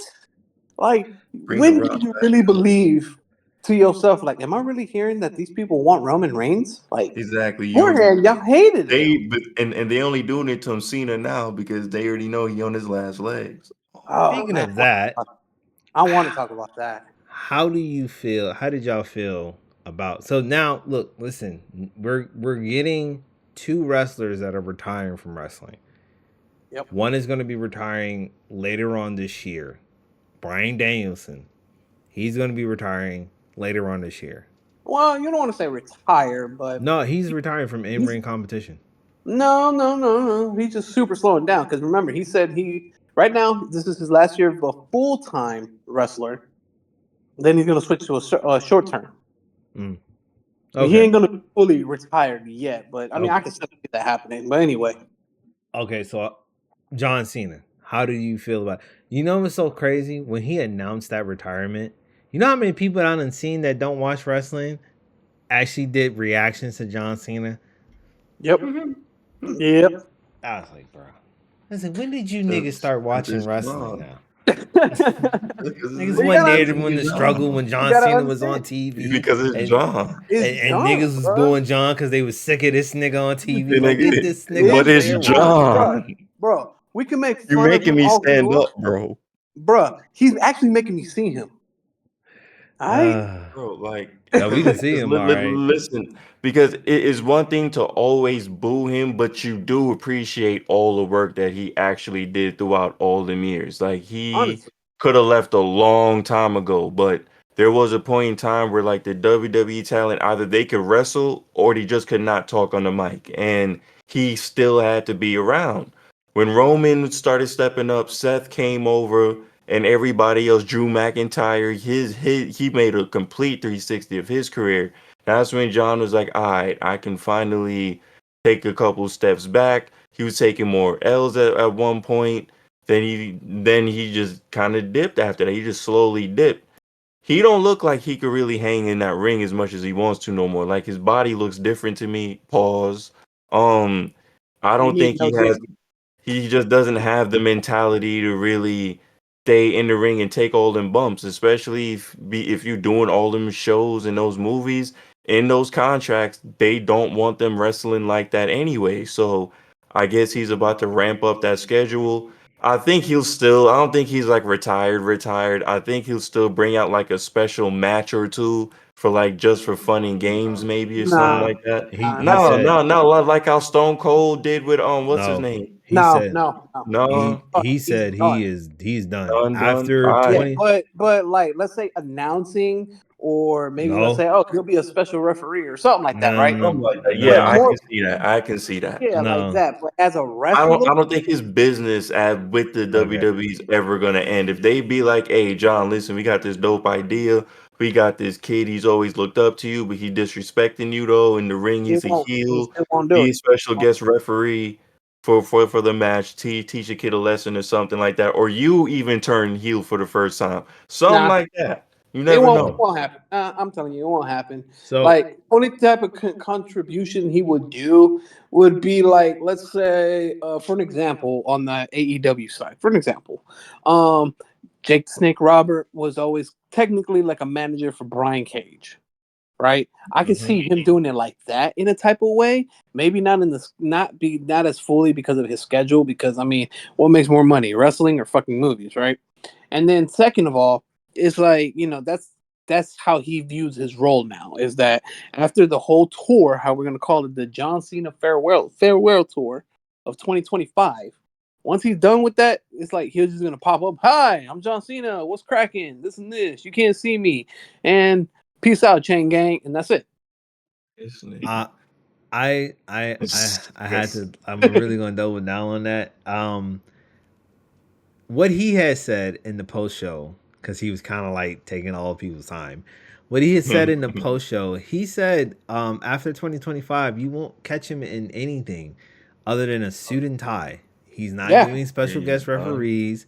He's not doing anything in ring related at all. So after during like when 2026 comes, he will be in a suit and tie, and the only time you see John Cena come out is when he comes out with his music and yada yada in a suit and tie, and he will just come out and cut a promo or whatnot. So what they might end up doing is they'll probably do like what they did for Trish Stratus this year at Money in the Yeah. Bank. Yeah, Just host. okay, He might do okay. that. That'll be something that he'll do.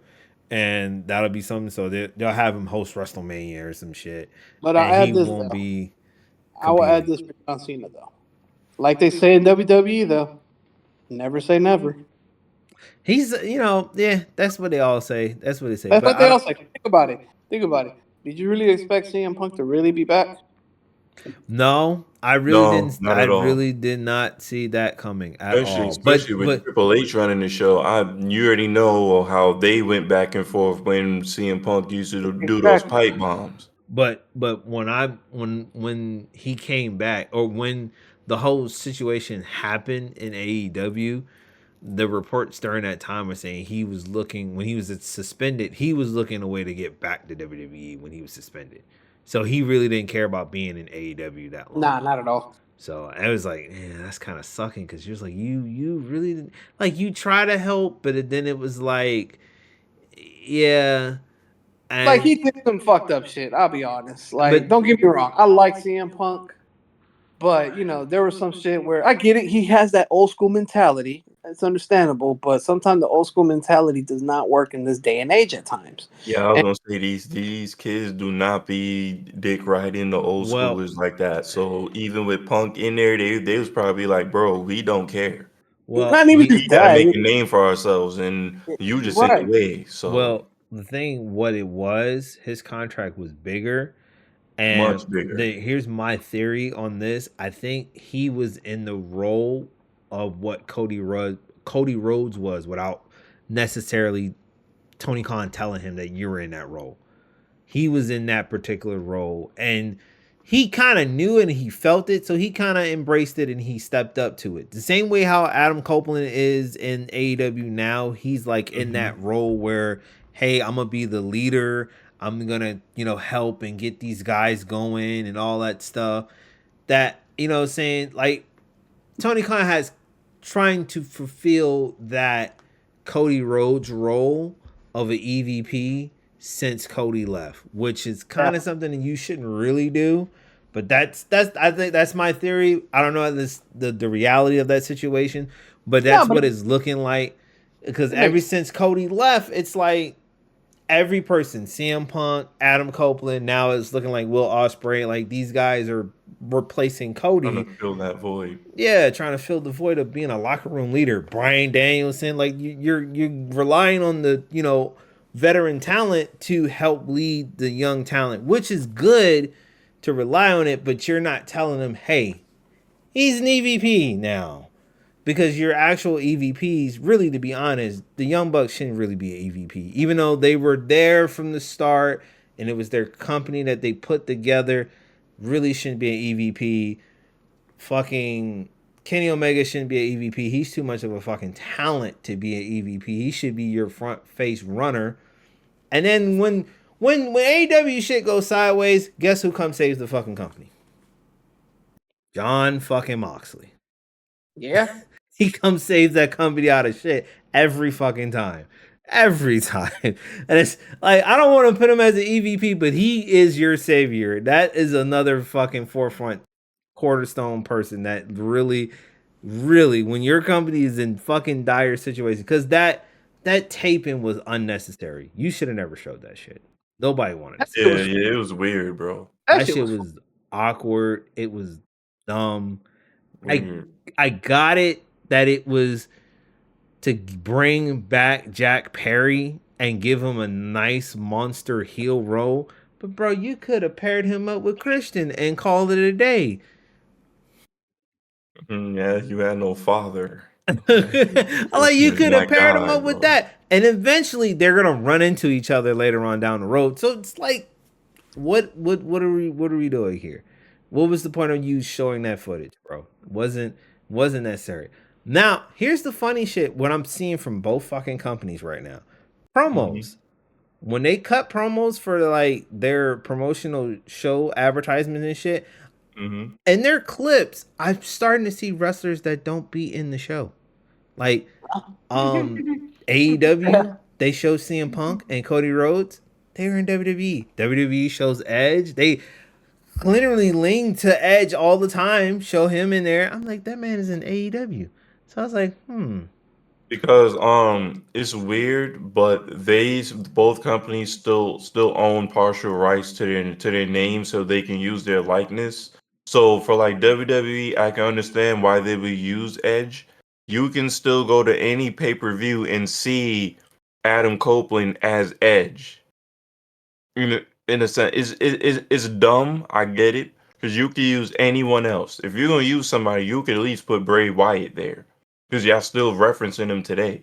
But it's just how these companies think, bro. It's like if we still own partial name to your likeness to sell these tickets or to get these views, I'm gonna put his face there. All three of them wrestlers that you just mentioned are big draws. Exactly. Like Edge, aka Adam Copeland, legend. And it's like, why wouldn't you? If it Exactly. if you see it where it's like, shit, this makes me money, why wouldn't I? when I'm looking at Especially since Edge was injured recently too. He hurt his leg coming off that The ladder or something like that. meme, that was a the dumbass meme. idea. It was, That was stupid. but Like literally, that was Edge idea, or excuse me, Adam Copeland idea. That was his. no, no. No, because it was an idea. He This is how he backed out of executed. he Just did it. backed out of that whole situation in the last minute. Yep. He Cause backed didn't he because do like the self interview where he like explained what happened? I didn't see that one. If he did, I didn't see it. I just saw Yeah, he how was broken recording his. himself. He was talking about it. I saw how he broke his foot, but from the looks of it, I was looking like, okay, it was unnecessary, but it was going to be good. But then when he went straight down and he landed Exactly. on him, and I was like, really? So you wasn't gonna throw your body out there. You just gonna land. So that Land means on it. you fucking second guessed your fucking self from doing that. I was like, there was no point in you doing that. You should have just jumped off the fucking top Yeah. rope and fucking Nah, because what he said in that self interview, he was like, I was going in for the move. I was supposed to slant my way sideways so I could hit him with an elbow. But what my mind was thinking, my body was like, nah, we too old for that. Like, you're not young Edge. And then he backed out of it midair. And the only That's- thing he can do is land. Like, everybody's like, I know I should have tilted, I should have curved to the side, but my body just would not let me. And I tried to back out. And then, yeah. I saw it when I looked at it. I was like, "Oh, we are not doing that. Not, Yeah. we're just gonna go Not land again. straight down." I'm like, And then "Okay." what's funny is then a couple weeks later, our boy Mark Briscoe did the same exact shit. I don't He know. did it. Hey, look, listen, him, I can't, because you've been doing a lot of crazy shit since. I mean, he's a crazy motherfucker. I mean, since the he's 2000s. hey, You and your brother done some lot of crazy shit since the 2000s. but it's just funny because I was like, nigga, just a couple weeks ago, Edge did this, Adam Copeland did this, and you gonna do the same thing off a ladder, bro? Like, all right, make your money, I guess. Before we get into the Money in the Bank, Dynamite and Collision, and then Money in the Bank, and then after that, we'll review the current state of wrestling in general. Dynamite. What were y'all thoughts? I'm excited for Will Ospreay and Max and MJF. As y'all know, Yeah, I'm man. a big MJF fan. This nigga lives by It's this better nigga than you, religiously. and you know it.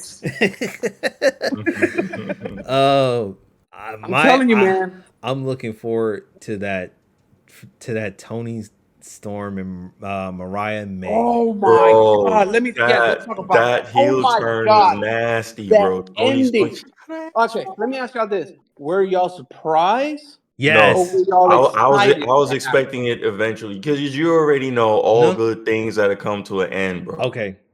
I was expecting a heel turn, But I wasn't Not expecting just her to then. be the person to do the heel turn. I was expecting Tony Storm because Nah, Tony that would have Storm's been too obvious. technically a heel. She's still a It's heel. obvious though, and what he's saying is right. It's obvious that Tony Storm is gonna be the villain, but Dawn is stating the truth. It's like even though we expected her, it made it better that Mariah did it, and I just was not expecting her to do it like that. Where I was like, Exactly. as y'all Not know, like that, bro. I like the whole there's wrestling and you're doing a story. Give me some blood. Fuck yeah, give me the blood. Right.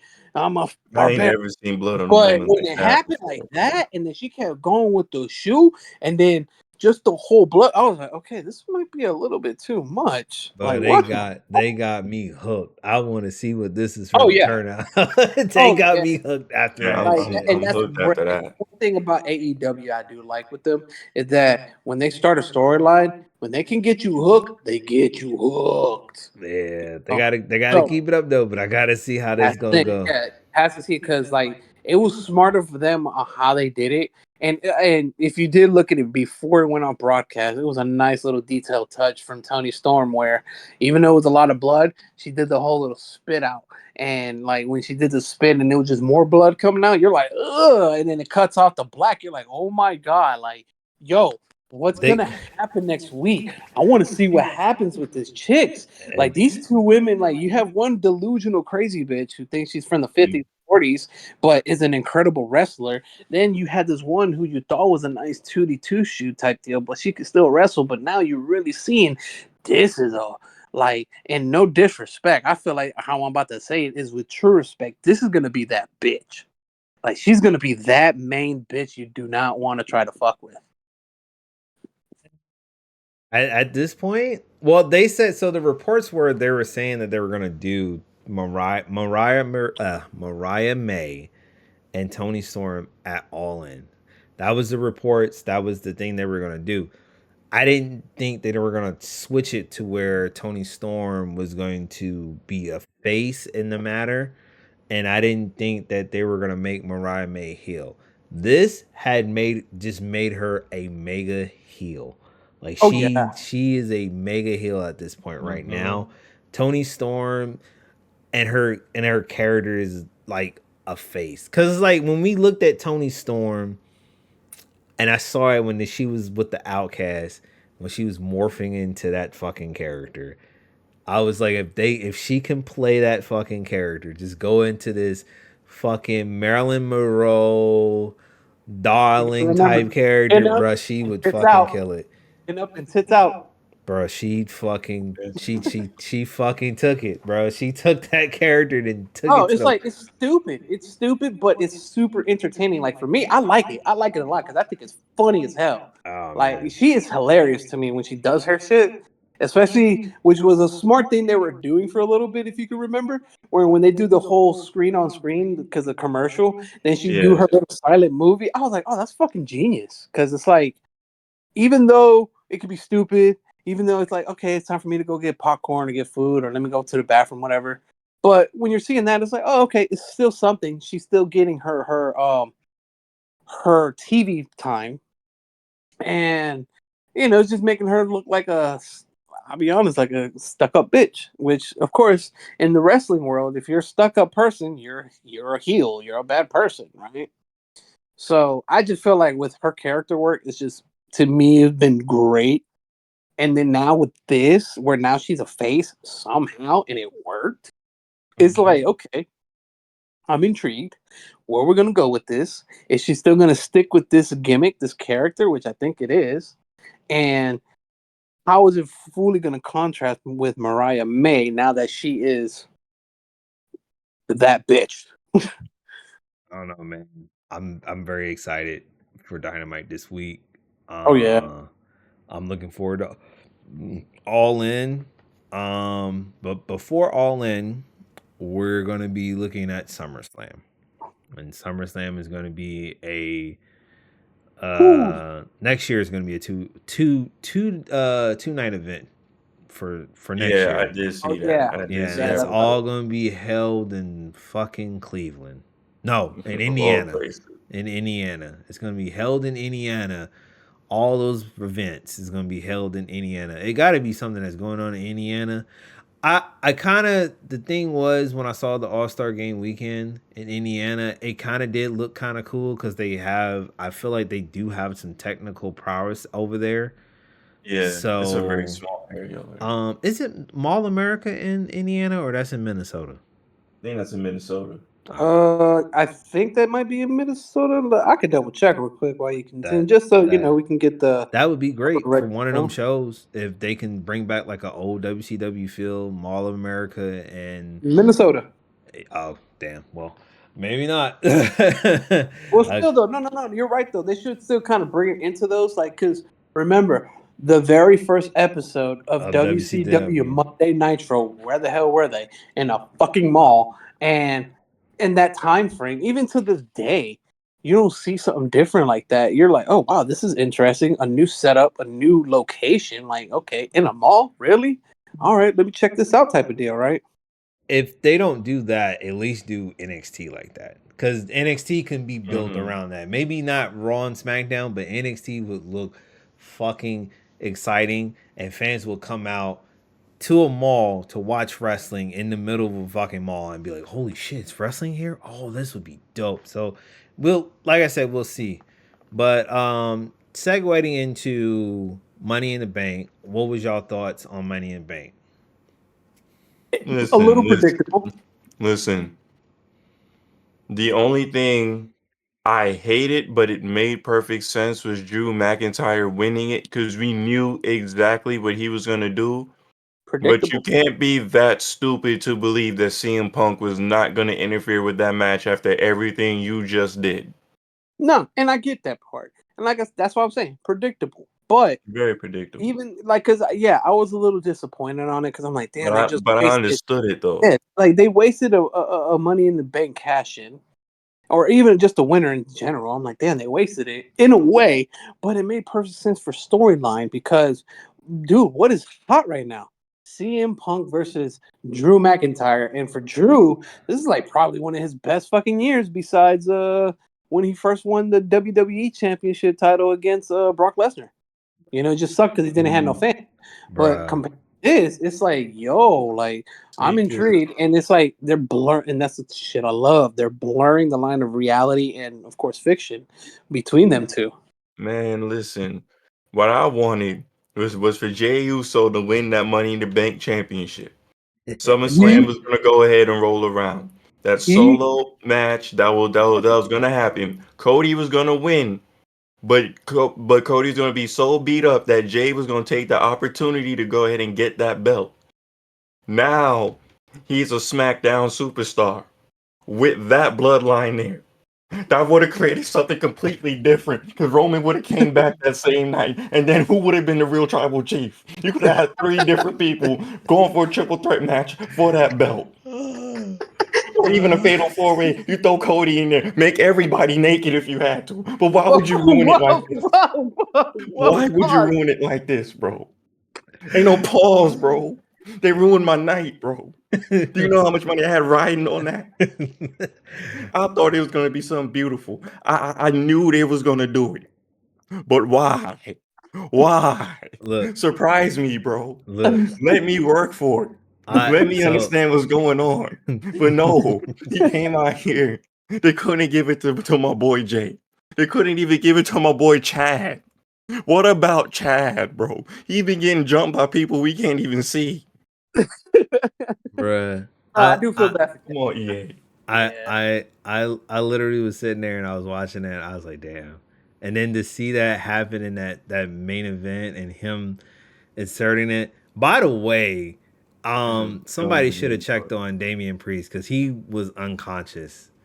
It wasn't Yeah, a bunch. when he was supposed to kick out, I don't know what everybody was talking about. Like he just didn't kick out. I was like, bro, do you see his eyes and the way that his hand is twitching, bro? Bruh, He that man landed was on the back of his head, like he he was was out. That's why he didn't. Because I'm like he would have kicked out anyway. Like he's not gonna wait for no music cue. Because the no. music didn't even look like he was even supposed to hit. That's why the ref was still counting. I'm like, bro, the ref is counting. There was no music supposed to hit. I'm not That's gonna You the lie. supposed thing to kick because out. because with the rule with WWE nowadays is with the ref they say like whatever mistake happens they have to count to three. Except on this occasion, because if let's say he did count to three, it will fuck up all the storyline. It will fuck up the storyline with Exactly. Rollins. That's why the Fuck up- commentators had to go ahead and cover up for the mistake because it was like, Bruh. nah, it was two, not three. I was like, bro, Priest's hand is over there twitching. Y'all worried about the wrong thing right now. That whole thing looks so awkward because when I It it did. looked did. at it and I saw it, fans they were mad confused when they saw that the referee just stopped and it was like 2 count. Exactly. And it was like, wait Because a minute, because nigga, this nigga didn't even move. What are you doing? I'm exactly. like, Because Seth had to look if at him. you He was think like, what about are it, you doing? because I if was, that was supposed to happen, that camera angle would have been different. Because Yeah. they wouldn't just straight up show you front view. You always know the WWE always give you like this little panning type of angle, and anytime something special is supposed to happen. But that wasn't that. It was like, bro, you was supposed to kick out. I'm like, yo, Priest's eyes is not open, bro. It's like his eyes are rolled to the back of Nah, his head, and his he hand was is no. twitching. It was Help. open. It's just nobody was there. It was just I couldn't tell if he was selling it at first. I was like, bro, this is gonna be a hell of an actor when he done. Then when I saw him really not moving. I was like, oh, he might be And dead. then you seen it Help. after the match, after when Drew McIntyre clocked in, which we'll jump into that. Like you seen his face was He just was like just sluggish, bro. not He even just just looked sluggish. like He he was just sluggish. woke back up. He was pissed, and at the same time, he was like, "What the fuck?" Because everything just went wrong towards the end of that match. Like the Right? moment Because that happened, even with the CM Punk pop, it was like everybody was expecting it, but let's cheer anyway. And then it was like the whole Seth thing. Now he's involved in that little dynamic with those three now, which is which is all realistic heat that they actually do have for him at one point in time. So is like I get it, but Priest did not look like he was even there, bro. He was like, "No, I'm just getting up out this match. Let me y'all go that ahead and do your thing." that Monday Night Raw was good, but that match, that whole situation was funny. It was good. What else happened? I think what was the the Intercontinental match? women, the Intercontinental. Wait, before we get to that one, the Yeah, Intercontinental match. There was another women's match on the card, right? Tag Besides team the, yeah, championship, the triple threat. was it yeah. a? It was a triple threat for what title? No, I don't think it was that. No. They lost it previously. Oh, hold on. I know it was the women's Money in the Bank title match. Oh, the Yeah. Intercontinental, Damian Priest, the Bloodline versus Cody, Kevin Owens, and Randy Orton. Okay, so that was it. That was it. It's Man, just 5 matches. man, that fucking Money in the Bank women's match was hilarious. Whew. Okay, That was pure first fucking off, comedy. it was funny, but then it was worrisome because some of those bumps that they took, I'm like, okay, Bro, I hey, know that didn't listen, right. I I know cheered that for didn't them bumps. I was I cheered for the laughing. bumps too. I did. Zoe Stark, I don't know how she's alive, bro. Her and Lyra Valkyria got beat down, bro. They I, Chelsea did. Green went through a table, bro. I These are bumps that Vince would oh not care to put none of my these ladies god, through.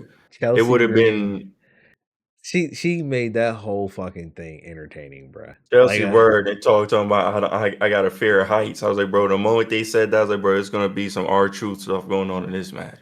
I had 4 people in that match winning it. I had Io I had Sky, Tiffany for sure. I had Tiffany Stratton, I Yep. had Valkyria, and then I had Naomi. Chelsea Green. I had Chelsea Green. See, I had a big three. See, I knew Tiffany was gonna win it because she just has that attitude and aura to carry that briefcase. The second one I thought was for sure gonna be Chelsea Green because she's funny, she's good on the mic, she can actually wrestle. But then I thought Naomi because they just signed her back and I thought they were gonna like give her like a prize or something. But like I said later, there is gonna be this intercontinental championship for the ladies coming up soon. So yeah, Yeah. we can Yeah. go ahead They and We talk were we about we that that. in gonna a get into moment. that. So Well, actually, you know yeah, what? We can get into that now before we yeah, do the current yeah, landscape of pretty much wrestling. yeah. So Because I guess I know there's that there's two. There isn't there two. There are different ones. It's like the U.S. yeah. title for the women on Raw, and then the Intercontinental Championship for the There women on SmackDown. it's a rumor. So the rumor is Okay, WWE is gonna do more championships for the which women they should. Yep. since like they did for the North American Women's Championship in NXT. Mhm. They're gonna come up with a women's US Mid card, championship right? and a women's intercontinental championship. Which is that's great, but then when I'm looking at it down the road on the hindsight. Now, this is a rumor. No one knows if it's 100%, you know, sure or anything. If they start doing tournaments later on before, let's say, Survivor Series or something, because they're really not gonna do anything before SummerSlam, because we're like what 2 weeks away for before SummerSlam starts. Yeah, SummerSlam about is like that. the That early of part. the year. Crazy. Yeah, we're like 2 weeks away. So they're not gonna build anything in 2 weeks Uh-uh. unless they might. I don't know. But if they do, that's really gonna be a real short ass fucking tournament to get Hmm. for like 2 shows, for 4 shows, just to get people to, you know, win a I title. mean, So I Nah, think remember they're they can probably add it gonna on live they event. gonna they gonna just have a random match of people thrown in there or something like that. Then they gonna just go ahead yeah and go for the championship. that I don't think they're even trying to build no storylines with it yet. I think they yeah. just want a title holder, and then you just build around that. I Or think if not, I think how I think would kind of work. The theory would be that yeah, like after SummerSlam, okay, guys, here's the new belts, here's the tournament. Let's go ahead and do that like throughout the Yeah, weeks they can or do that months too. to do like so. You know, yeah, I feel like that's what they're probably gonna end up doing if the rumors is true that they're gonna bring in two mid title cards for the women's. I feel like that would be a actual ideal thing that they would do. They would probably do a tournament after SummerSlam. Because the next pay-per-view from after SummerSlam is gonna be Crown Jewel. And then yeah, something else comes in September. So it's literally those pay-per-views that's gonna be coming in. And pretty much from that beyond point, yeah. The mid card titles is gonna be just those two, and if they do a tournament, that would be great. Storyline efficient. Trying to figure out who would be those, prospective championships on Raw. I feel like Naomi will probably be if they put the Intercontinental, no, the U.S. title on. Naomi on SmackDown, ain't she? Yeah, if they put the U.S. title, they might put it on her, or they might put it on Jade Cargill. Maybe I I don't can know. see Dave Cargo. I can see Jade. Yeah, but the idea is they probably gonna do the grand. You know how women's are. They're gonna have the Grand Slam Women's Championship. I don't know Mhm. because I'm kind of like not feeling the fact that they have these titles and they're like they look like the men's titles. Like Just in white. I want yeah, it's just a white belt and a smaller fucking frame. Like give me a different design look if you're gonna do it. Like I don't mind the names being the names and you slapping women's on it, but give me a design. Let them look uniquely different from the men's title. No, I feel you on that. So, but it is what it is. If it comes out and that turns out what it's gonna be, then 9 times out of 10, it's like okay, well, I mean, you do have a thorough fucking roster. You're pushing, what's the name? You can't go back to the 2000s and the 90s no more. You can't make bitches come out in bikini contests and strip Exactly, half bro. ass naked because none of the wrestlers is gonna go You for it. know, I wouldn't mind, Yeah. some Go ahead. None of the wrestlers is gonna go for it. So Nah, they need that because they can actually wrestle and they're not about to do all that. They're already showing enough, to be honest with you. Exactly. they So show enough. I mean, some they like some. It's like what they like. Some wrestlers like to show off what they look like and whatnot. Now, if WWE could uplift a little band and some of them, I guarantee you, a lot of those wrestlers will have OnlyFans. It would be a lot of wrestlers with some OnlyFans. well, that could possibly happen when they You know move what to I'm saying? Netflix. I'm paying for No, that. no, I don't think that could be a No, I'm just possibility. saying it could happen because think about it. Like once they hit Netflix, I mean, they said it themselves that Yeah, it's like a lot more freedom. yeah, They not don't more. have to uphold So an image best for example, best something. example how I can really see is we're used to here comes Seth freaking Rollins, and then that first night, here comes Seth fucking Rollins. It's like, what the fuck? Like, Nah, I don't think that would work. One, because I'm just saying WWE as an example. I get the theory in it, but in reality terms, it's not, because WWE is still a public traded company. Which it is, but you're just gonna be a lot. They're gonna be a lot more. The promos, yeah, Okay. yeah, the promos and everything. Like once they go to Netflix, the promos and everything is gonna be. But we have to see how that goes. I don't know if they're gonna like go. Forgetting that they merged with TKO Holdings as well, so TKO is already doing whatever they want. So Yeah, we like don't know. I mean, we'll see how that. We'll see. I don't know, but we'll see.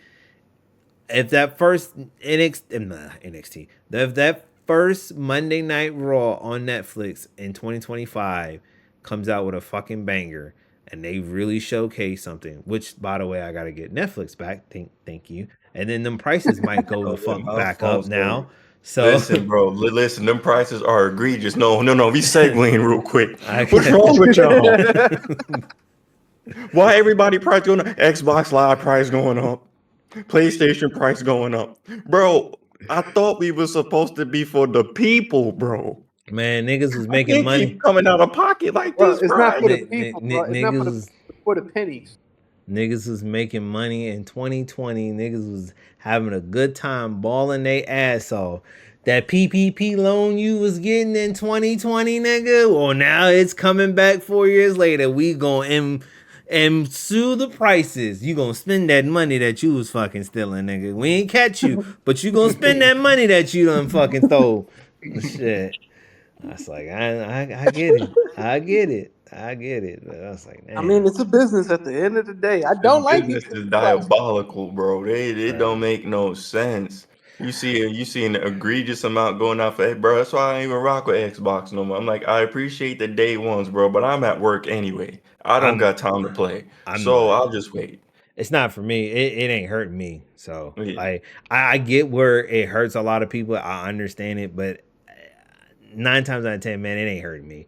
Cause I could still, if you're under the ultimate and you got the ultimate, you still get the day one access. If you don't have the ultimate and you have the standard or whatever version that they created to you're not subpart, getting yeah, the cheaper price, you're not gonna get those day one games. But you that's gotta coming. understand. You gotta thank Activision, but most importantly, you gotta thank Call of Duty, because what's coming on Call of Duty? What's coming on Xbox on day one? Call of Duty. Call of fucking Duty. And then you gotta blame the motherfuckers in the Discords, the motherfuckers on the Twitter Spaces, because and the status report shows that 60% of you niggas don't fucking play games or buy games. 60% of you niggas don't buy any fucking games. That's PlayStation niggas, Xbox niggas. I can't front on them PC niggas because they buy games. But you PlayStation and Xbox niggas, you don't buy games. It's just those two, because like you said, PC niggas, they buy it, and even Nintendo people, which I know they're a small group, but they pay for their games. And as me having a Nintendo Switch, one thing about those sons of bitches is what the fuck is a deal to them? Because they don't know what deals are. They don't know what discount. They don't know what the fuck that is. They're like, hey, you want to play this old ass game that came out day one when the first Switch came out, which was in 2015 or 14, whenever the fuck that came out. You're gonna pay $60 on that. But at the GameStop is I don't give a damn. You give me 16 now. I don't give a damn. I love Nintendo. All right. Hey, you can't front. Nintendo is okay. I'm not saying it's great. It's okay. I mean, we're still waiting for the next gen of these niggas. Why they do that though? Like why they still make that the prices that way? Them little handhelds still be selling in certain areas, and finding some of them games are rare. So they're saying, well, you ain't got it in your local store. Well, we got it, and you paying top dollar.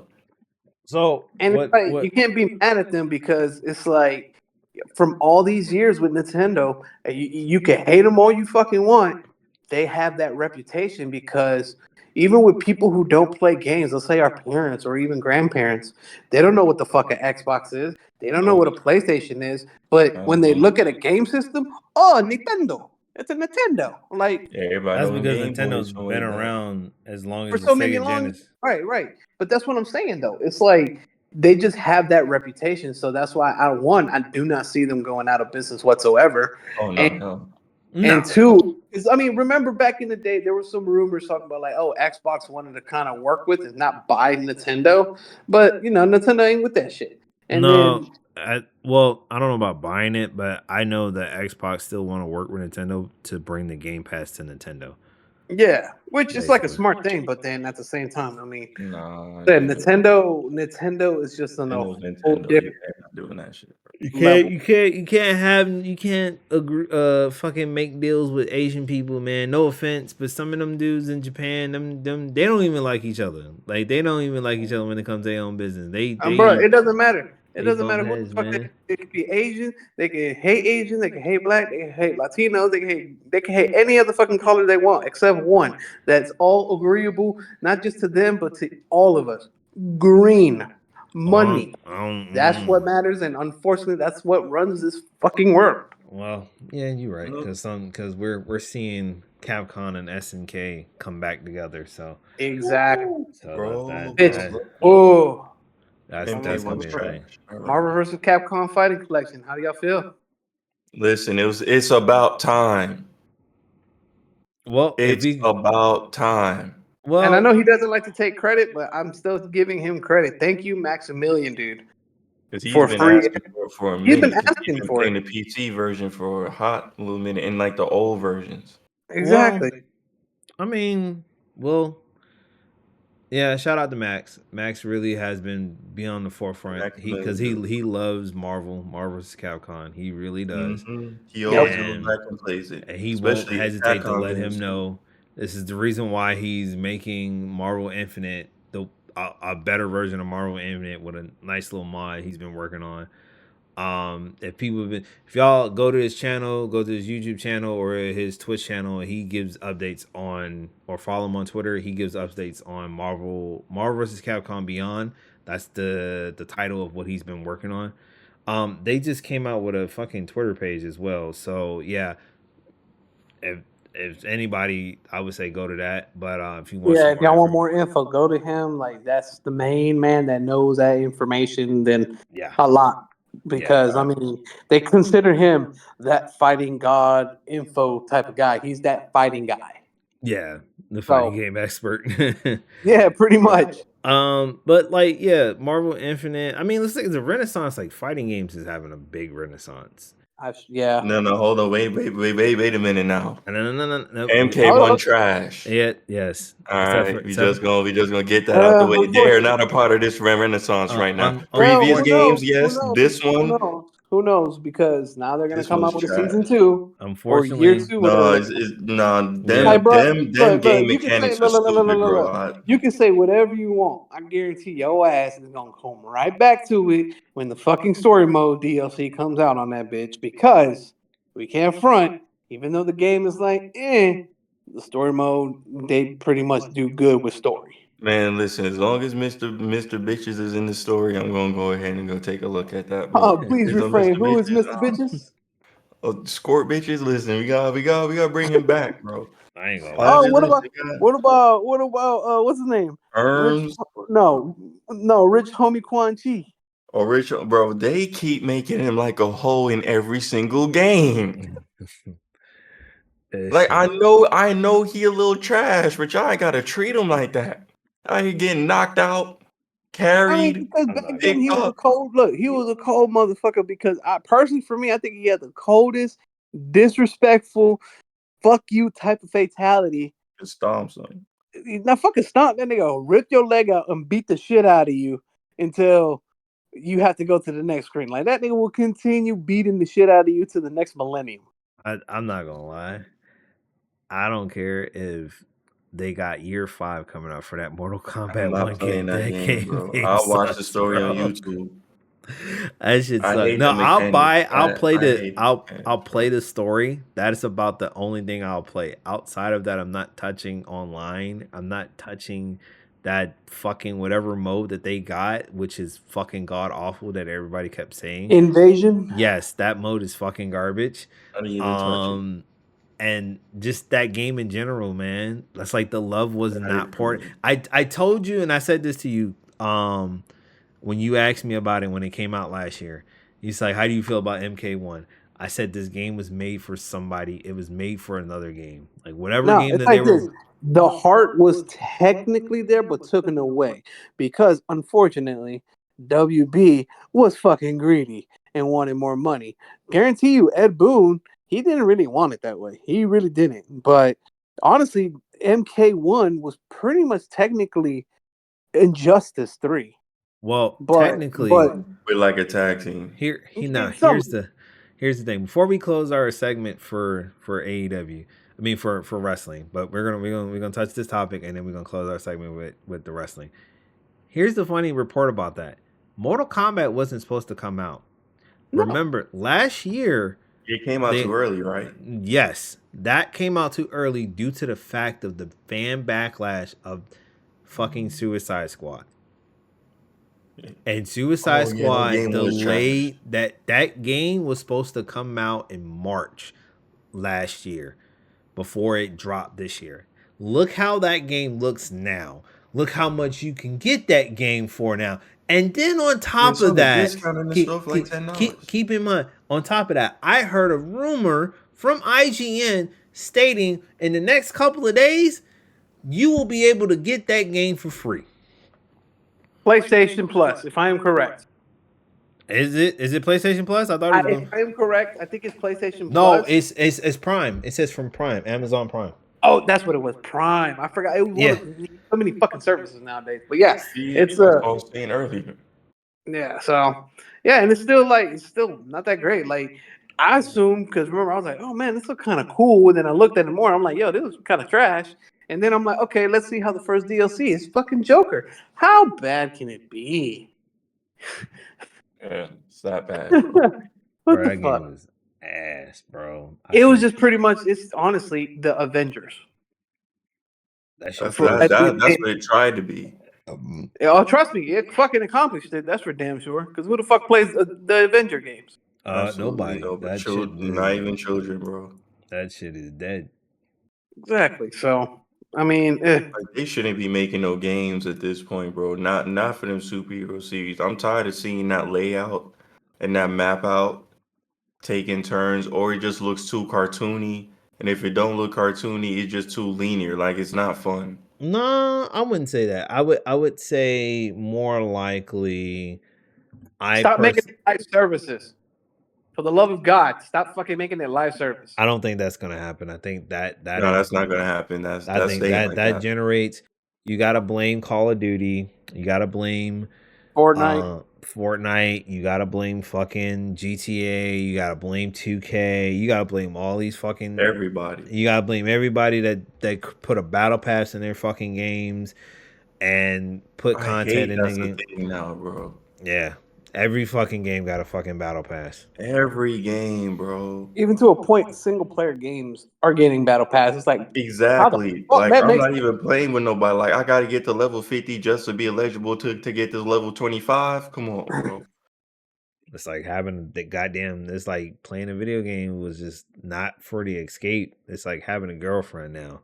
It's like, bro, you gotta keep up with the shit. It's like I'm not trying to keep up with this. I play enough games at this point to a point where I don't want to keep up with this. And then like for me personally, when I play like shooters, niggas feel like they want to sweat and they want to be the next fucking COD champ. I'm like, these niggas is not fucking calling you. Shotgun.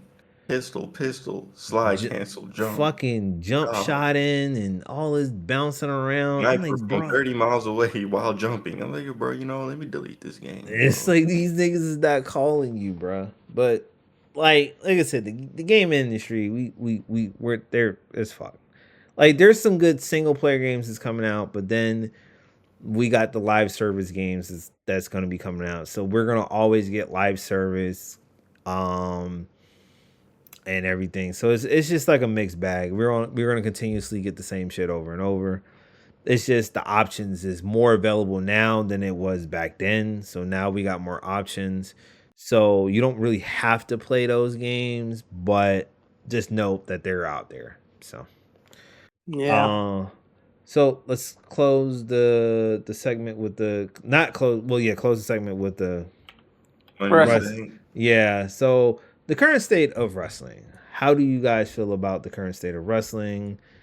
With all the promotions, WWE, AEW, TNA, New Japan, CMLL, AAA, and just all in all, any other companies that are out there trying to get in the mix.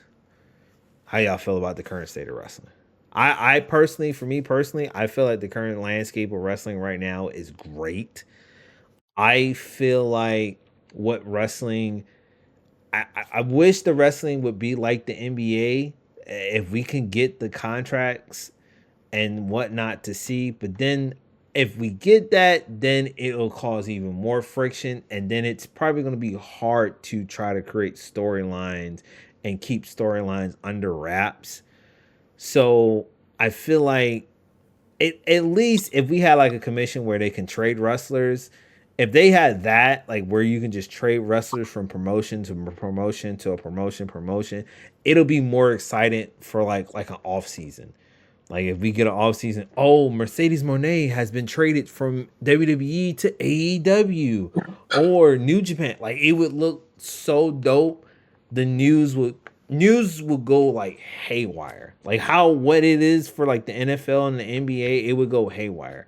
The only issue is it won't happen because most of these promotions they're trying to get along, but most promotions won't get along. And the two big juggernauts really are not going to get along no time soon. If they do one day, hopefully if they get along one day and they can come together, it would be great. But I don't know. I'm hoping we can, but I don't know.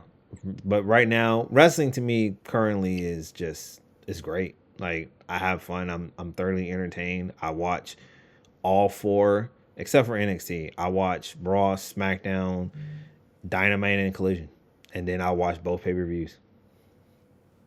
I'm thoroughly entertained with wrestling. I mean, yeah, same here. Like I'm entertained because it's like now we're having interesting stories, but most importantly, we're having incredible wrestlings where if we're gonna use the Dave Meltzer star rating, they're mostly like fucking 3 out of 5, 4 out of 5, 5 out of 5, etc. Like it's all good. It's all entertaining. AKA, I'm glad at a point in time of this type of wrestling where I'm like, damn, I don't want to hit the remote. I don't want to change this shit. This shit's good. I mean, it's a great thing that wrestling is kind of coming back of a way where, if you remember back in the day, we had a shirt or we talked about wrestling was cool. We had our dark time where it's like if you talked about wrestling, you gotta kind of be the quiet one, or you can't really talk Can't about it talk so about that much. right now. You're going about your business. Right. Nowadays, it's like, yo, it's wrestling. It's great. We should go. And it's like, it's to a point where, example, like I have somebody, never went to a wrestling show for a long time. Last time the person went to a wrestling show was when WCW was out. And yes, I was there, unfortunately, on the fucking Poke of Doom, the Poke of Finger. And, but still, like from then to now, we went to an AEW event. I think it was this year, if I'm correct. And dude had a fucking blast. Don't know shit about these people. Didn't know who they were, but then coming out, yo man, Will Ospreay's dope. I can't catching the name on that. It just showed me like yes, like me as a wrestling fan, y'all as a wrestling fan. I'm pretty sure hearing that type of story of a person who's a non-wrestling fan trying to come about becoming a wrestling fan, what more do you want? Hey man, listen, I think we're in a great space right now. So this is as together as we gonna get. Because when you talk business amongst all these promotions, they gonna have their own thing that they still gonna want to do. They never gonna get on the same accord in that wise. But as far as letting each superstar visit each show and work out a match that people already know, because this younger crowd does love the indie scene a lot. They know most of these wrestlers before they even get signed. So it's not like where you gotta change their name and try to reintroduce them to the American crowd. people already know. So everybody's interested in what's being watched. I watch all the shows, including NXT. I think NXT is becoming very entertaining right now. So that is something I do watch. So yeah, I'll be wanting to wait for the next episode next week. If there's a pay-per-view, I'm normally excited to watch them now because they all got the matches you really don't know who's gonna win. So we in a good spot. Oh yeah. So Yes. I guess I can switch it up real quick of a nice transition. Well, we're gonna switch it to get into this music. So Yeah, so that's what I'm saying. Like, you know what? We're gonna start with This is why I love wrestling. Let me finish it up with this. I love wrestling. I can't wait for it because, the great thing about it is the whole competition. Because the one thing about the competition is I love the energy where they're like, you can do it this way, this way, this way. But they not like us. Speaking about that. Well, before we get into that, let's get into these album reviews, and then we can pivot into the Kendrick and Drake beef, and we'll close it with that. So we're gonna start with the first album that I got this up.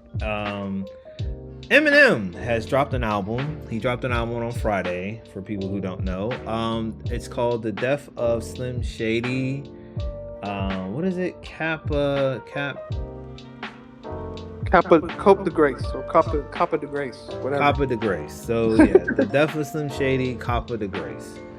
So everybody listen to the album, right? Of course. All right. So my opinions on the album. First listening to it, I was like, And then from like the listen of it, I can see why, because I heard a content creator said I'm not really a huge fan of Eminem, and he, this, that, and third. And I was listening to it, I was like, I can see why people don't like this guy and why they're not a huge fan of it. Like, black content creators really don't like him like that. But then after I listened to it over and over, and like for my second time, it kind of grew on me, and I was like, okay, I'm fucking with it, and I added. My favorite tracks would probably be, I think it's like The Fuel, Road Rage, Guilty Conscience 2, and I think it would be Tobe, because that was actually a pretty good song. Antichrist was a dope song. Lucifer was a good song as well. And then just the intro, the Renaissance intro was actually pretty dope. The beat was good. All in all, I give this album like an 8.5. So 8.5 out of 10. It's a good album. It's up on my album of the year list, playlist on Spotify. Currently, a lot of these fucking songs have over a million like a million plus views, plays on there. So currently people are fucking with it. But I went on to Metacritic and it got a 50. And I was like, Yeah, I saw that. I was like, maybe because people don't like him, and maybe it's just a too little tad bit offensive. I'm like, All fast news. Well, it's whatever. People are always going to be offended. We live in a world that people are going to offend by other people's, being offended by anything. So people are sensitive. So, but anyway, what y'all guys thought? What y'all rated? So let's start with you, Super Saiyan 420. What is your thoughts on the Death of Slim Shady album? Because I know you listen to it over and over. So. Oh yeah, I was listening to that shit religiously. So, here's my thoughts of it. So I like the concept of it, from top to bottom, because before it dropped, him said, hey, listen to it in order, it will make sense. So of course I did, but I was stubborn too, because the moment I saw the track list, Guilty Conscience too, what? Oh, I gotta listen to this, but I stopped myself. I'm like, all right, let me really start over. And it's good. I think it's good. Personally, for me, of ranking it, at least for his discography, I personally feel like it's up there with the Marshall Mathers LP, the Eminem Show, like around that core era, because with this album, he finally, yes, he kind of went back to his old self in a way, but put it in a modern twist. And it was like, cool, I'm having different flows, I'm having different cadence.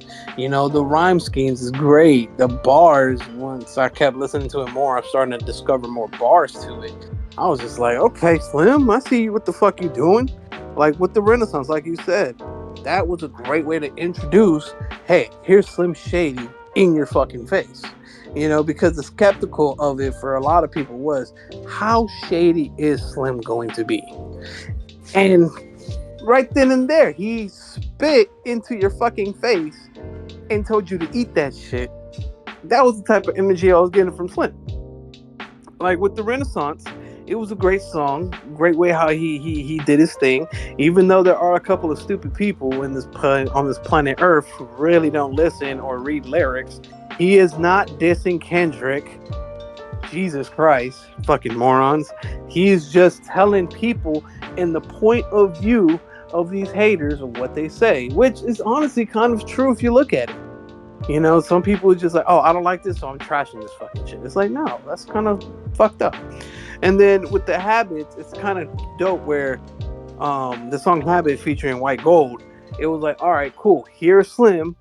You see now the concept of kind of where it's going. It's like, oh shit, it's Slim Shady versus Eminem. How is this really going to work? So it kind of worked out with that, with a couple of lines. And I know we will get into it once we get after our boy after our boy Donis goes ahead and let his opinion on the album. But boy, oh boy, with through this album, P Diddy. Yeah, I But was kind of surprised. I wasn't, but we'll get to it. And then, then we had the 1 minute track with Trouble, which is just straight up offensive as fuck. Which to me, it was just funny. It's just fun and game, like, because I mean, the first line he says is "fuck blind people." Like, what the fuck? Okay, and it just goes on and on. It's just like it's a funny, like, here, I'm gonna say this because why not? Like, oh, I know you're gonna get offensive, but that's the whole point. I'm trying to get canceled concept, but I can't lie, it was a little bit too much throughout the album of like, we get the concept, you're trying to cancel yourself by saying so much offensive stuff compared to back in the day. Yeah, you were offensive, but you had stuff to say to kind of contradict your offensive wording, right? Brand New Dance, not my cup of tea, but it was still like, that was just specifically for stans, for Eminem fans. But the thing I didn't fully know until later throughout this weekend was that it's actually just an old throwaway song that he had for Encore. Like, that's just an Encore song, and he just twisted up his last little verse here and there to kind of made it to this point in time. But I was just like, oh shit, okay, like, now I see why I'm getting that whole familiarity of, oh, this sounds like Encore. And that's throughout the album. I don't know if y'all agree with me or not, but I felt like throughout this whole album, I was getting a mixture of Encore. I was getting a mixture of Music to Be Murdered By, then to the Slim Shady LP. Like, I felt like I was getting each and own, right? Lucifer, probably one of my favorite tracks on the album, more because of the beat. Like, that beat to me was just straight fucking fire. Antichrist, that's just like, that's a beautiful middle finger to everyone, And then you're right with the Fuel. I feel like JID personally killed it, and I was like, damn, like, he was snapping until Eminem came on, and then I was like, fuck, who the fuck was on this track? Unfortunately, but I still won't take away from JID. He still killed it to the end of the day, and I'm glad that he even got the opportunity to even be on the track with Slim, just because, one, I know that was his dream to really work with him, but two, that's just, even though he already had a good star power, that's still more star power towards him. And, I'm just happy and proud for him that, he got a track with the legend. Then Road Rage, that was a funny song, but as a fat person myself, I was like, damn, I feel a little offended, but I like it. Alex, bro. I'm just saying, I bro. ain't gonna lie. I like how he took the juvenile joint Yo, at the he end. killed that shit too. You right. I was Oh like, my hey, that god. juvie? I'm like, yo, like, how the fuck is this white boy doing some juvie shit? And it's surprisingly sounding good too at the same time, somehow. I was just like, all right, like, and I was bouncing to it too. I'm like, hey, like, boy, I kind of like, it brought me back. And then, of course, we had his lead single, Houdini. You know, like, the song was all right. He definitely reminded me of, like, Without Me, and that was the whole point. But I prefer more of the music video just because that was really nostalgic hitting to the ass, you know?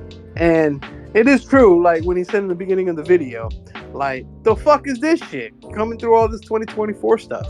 And which is true. It's like, what the fuck is going on with this world nowadays? And then the Guilty Conscience 2. I felt like that was a really great idea on how to kind of, in a way, it was like almost like a secret ending to the album. Like, I felt like if he didn't have the extra songs coming up ahead, I feel like that would have been a nice, perfect stop for the album. But overall, I felt like it was good. It would have been nice to have Dr. Dre, doing the thing in there, but understandably, it was still Slim Shady versus Eminem. And, I felt like that concept was pretty good. Then Head Honcho, Easy Mill. I'm glad that he got his little spotlight in, even though there was a part I couldn't understand his shit because of a different language, but in a way, it was still snapping. And so it was good. And then, what was it? Temporary with Skylar Grey. I don't have a kid. Damn, did it really hit my emotions? I don't know for others, but that shit was really hitting. That was pretty much a Mockingbird 2.0, how I looked at it. And, even from a family member who heard it, he got kids. I'm pretty sure it hit him a lot harder because he's like, a person who has kids, they just understand, But it was still a hell of a good song. Then you have Bad One, which I feel like that was a nice headbang, nice little banger here and there, I felt like it was good. Then continuing with Toby, like you said, J Star, that shit was actually pretty good song. All three of them snapped. Especially Big Sean, that boy was just going. And then with the last song of Somebody Save Me was another good way to end the song or end the album. And shout out to Jelly Roll. Like, I think he also killed the whole hook stuff. Like, it was dope how he did it and the story with it. I'm gonna say this. I didn't know Jelly Roll has been doing this shit for almost 10 something years plus. Oh yeah. I literally, this nigga's been doing this actually for 20 years. I did not know that. I was like, is this the same artist that was on one of them songs with Snoop Dogg? I mean, not Snoop Dogg. One of them joints with the game off of the game documentary too. I was like, oh, it's this nigga. It's the same dude. This dude. Yeah. So I was like, wow. Yeah, that's why I'm happy that even him as well achieved his dream to be with Shady, but also is just more happy that, he's finally getting that type of recognition that honestly he really deserves, because, people, please don't sleep on Jelly Roll, man. Like, he's a good ass dude, good singer, just good overall artist at the end of the day. And speaking of that, and yeah, overall, the Death of Slim Shady, Coup de Grace, I felt like, to me personally, and yeah, okay, I'm a stan. I don't give a fuck. It was a good album to me, nonetheless. Like I said, if it was up to me, though, I think it was a total of 19 songs, including 3 skits, excuse me. I say they should have took off maybe 2-3 songs and actually ended with Guilty Conscience 2. I felt like it would have been boom, like nice. But overall, yeah, that's the same grade. I'll give it an 8.5 out of 10. So yeah, I felt like it was a pretty good, decent album, especially nowadays where everything has to be censored or you can't really say too much what's on your mind, because we do live in America, and what's famous America is we have freedom of speech. you know. So overall, pretty good, pretty good. Man, the man went in a deep dive with this album, my guy. Damn right I did. Yeah, damn right I did. I was like, is he gonna really do this whole thing? I was like, yeah, he really is. He's going through track to track. So I was like, Oh okay. yeah, you're damn right. I do that for all. All right, my other co-host, what is your thoughts, my man? Nah, I was rocking with the album. You know, I was playing a little bit of Madden. You know, when listening to the album, there's a few times I had to go back, like on Trouble and the joint that he was doing with Fuel with JID. I will say this: every feature on this album held their own. Yes. The parts that they were supposed to play, they actually played. They already knew that this wasn't about to be a battle because it was more of Slim trying to tell a story. That's why his album is so long. It's not. I don't think anything should be removed. It's going to be like connecting parts, and it might not even be track by track. He could be referencing past tracks where he probably said something previously, and he's saying something as a response to it now. You're right. If he's talking as both characters, he likes to address himself a lot of times because he's either on something or he's just completely sober now. So now he's probably listening back to some of the things that he said in the past, and just the way that he is, like on Lucifer, he's not gonna really sit around and be sorry for anything. Like, this is just who I am. And Dr. Dre did have a couple hands, especially on that beat for Lucifer. Is Dr. Dre on that? So of course, you know, he was working on them drums. Of course. So yeah, you with everything on the album, I give it a solid 8.5, even a 9. I'm gonna have to go back and listen to his previous stuff because he had a few slower joints on his previous albums I ain't really listened to, but I'm pretty sure there's some connecting parts. Knowing him, I'm gonna have to go back now. And I can see why some people wouldn't like him or like his content. They just didn't either grow up in the era where talking like that was just nothing. That's how you spoke to everybody. It's not really meant to be offensive unless you want it to be offensive, type of thing. Everybody is easily offended today, even if you just say a simple word, even if it's not directed towards them or really to disrespect them, they just feel offended by it. So he's not gonna be apologetic for anything. This is just who he is. So if you're gonna cancel me, you really can't, because I've sold the most albums of any rap artist alive or dead. Like I'm leading the charge whether you like it or not. And I just don't drop albums just to drop albums, and you will listen to this. And of course, if you're gonna be offended, that means you gave it a listen. So you obviously cared enough to see what he had to say. Great work. Not gonna lie. Like, the numbers have shown. Like, people really are fucking with this album. Of course, on Spotify. I don't know what the numbers is looking like on Apple Music, but of course the numbers don't lie, bro. People are fucking with it, and Eminem ain't the type of nigga that's gonna buy some fucking views and get his shit to go up. He ain't finna do all that. I don't even think he know what the fuck that is. So so 9 times out of 10 people are really fucking with this fucking album. People are really fucking with the song. But everybody's gonna have their opinion on it. It was all talks. He was the headline topic of Friday when that album dropped. Oh god. What just from the Diddy stuff, this, that, and third. He was the headlining topic for his new album. So I'm looking forward to what Joe Budden has to say on his podcast. I'm looking forward to what the Breakfast Club got to say about it. They might not mention of it. I know Joe Budden's probably gonna mention of it because he's gonna give a deep listen to. I saw Key was on his stream, you know, watching his little shit, doing his little thing by, you know, listening to the album or whatever. But 9 times out of 10, man, it was, to me personally, man, it was a good album, like I said. And I guess collectively we all agree it's a 8.5. Yeah. Yeah, all right. Yeah, I agree with it. All right, so now my next album. Now this is my personal favorite album right now of this year. It's Common and Pete Rock, The Auditorium Volume 1. This is literally a dope ass fucking album. It might not get the recognition of stream plays.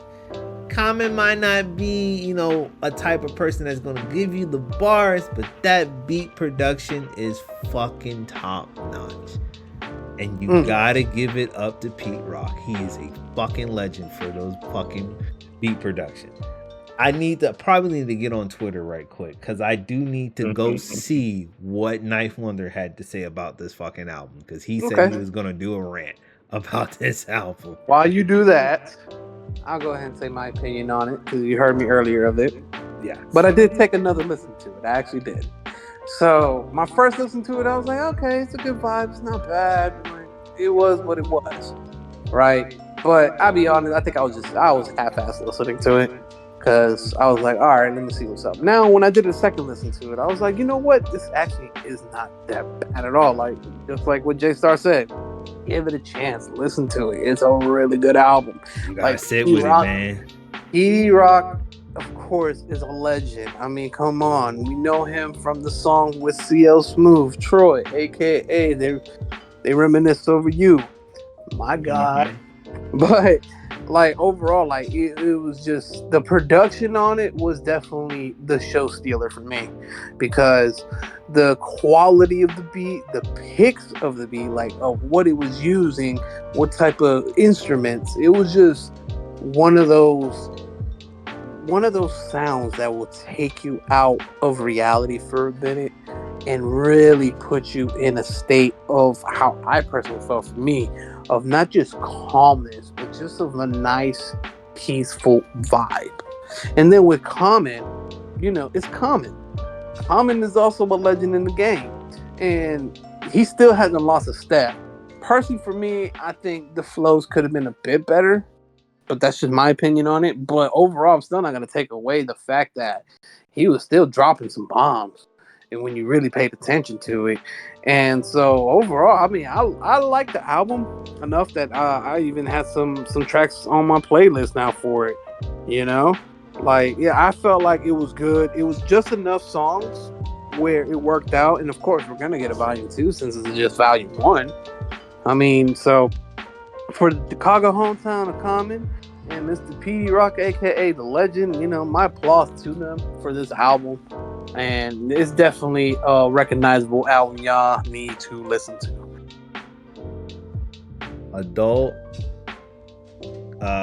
Just adult hip hop.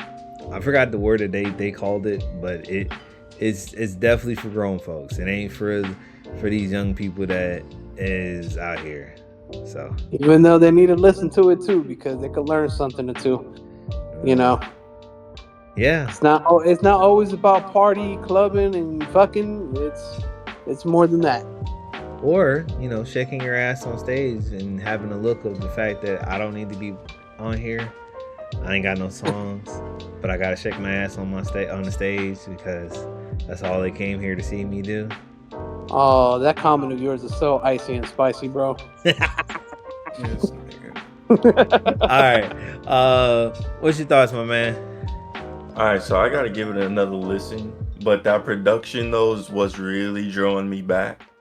So I'm not mad at the album. I like listening to the bars more than anything else. So of course I was playing me some Madden and I got caught up in the hell game. So I didn't get to catch all the bars. So I gotta go back and listen to it.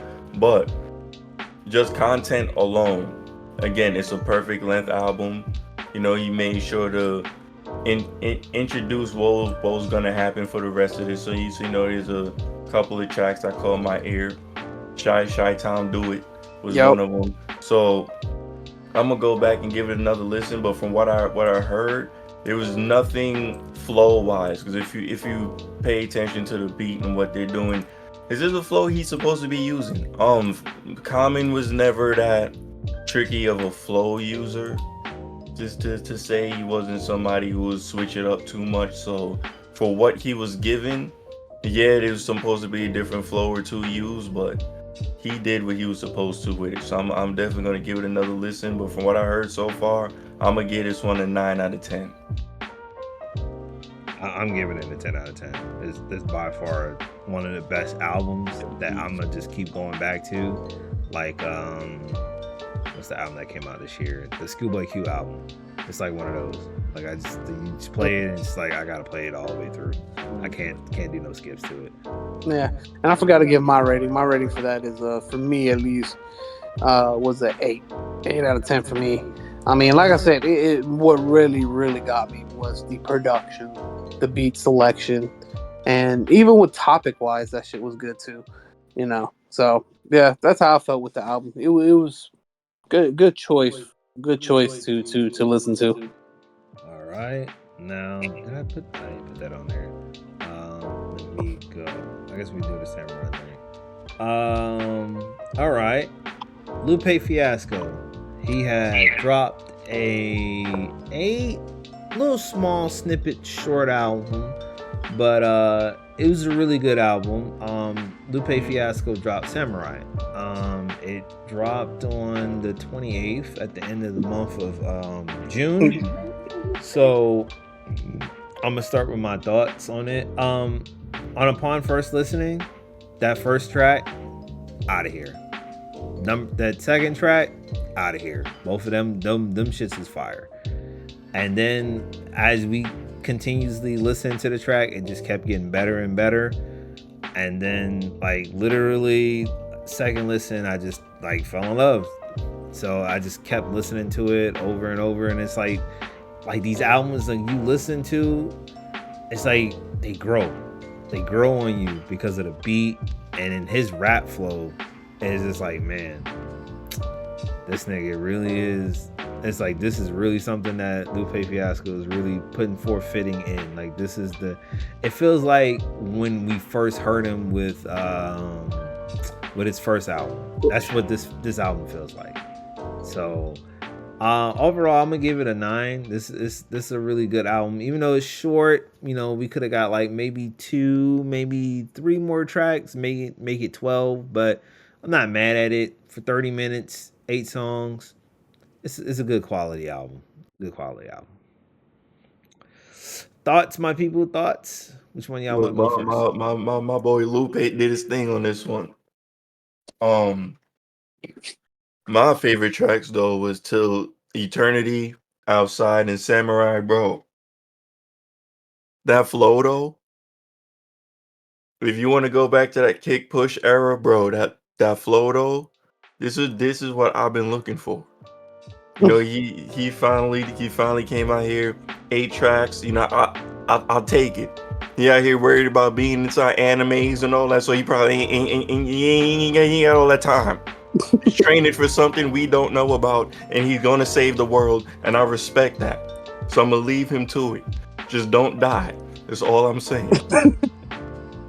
But I do appreciate this album. I wish it was a bit longer, like 11, 12 tracks, but for what he did give us, like you said, that first track, and I was already in there. I was like, bro, I'm not changing this. This is the type of bars I'm looking for. The beats weren't too typical either. He did switch between boom bap a little bit with the modern day beat. So I'm feeling the album.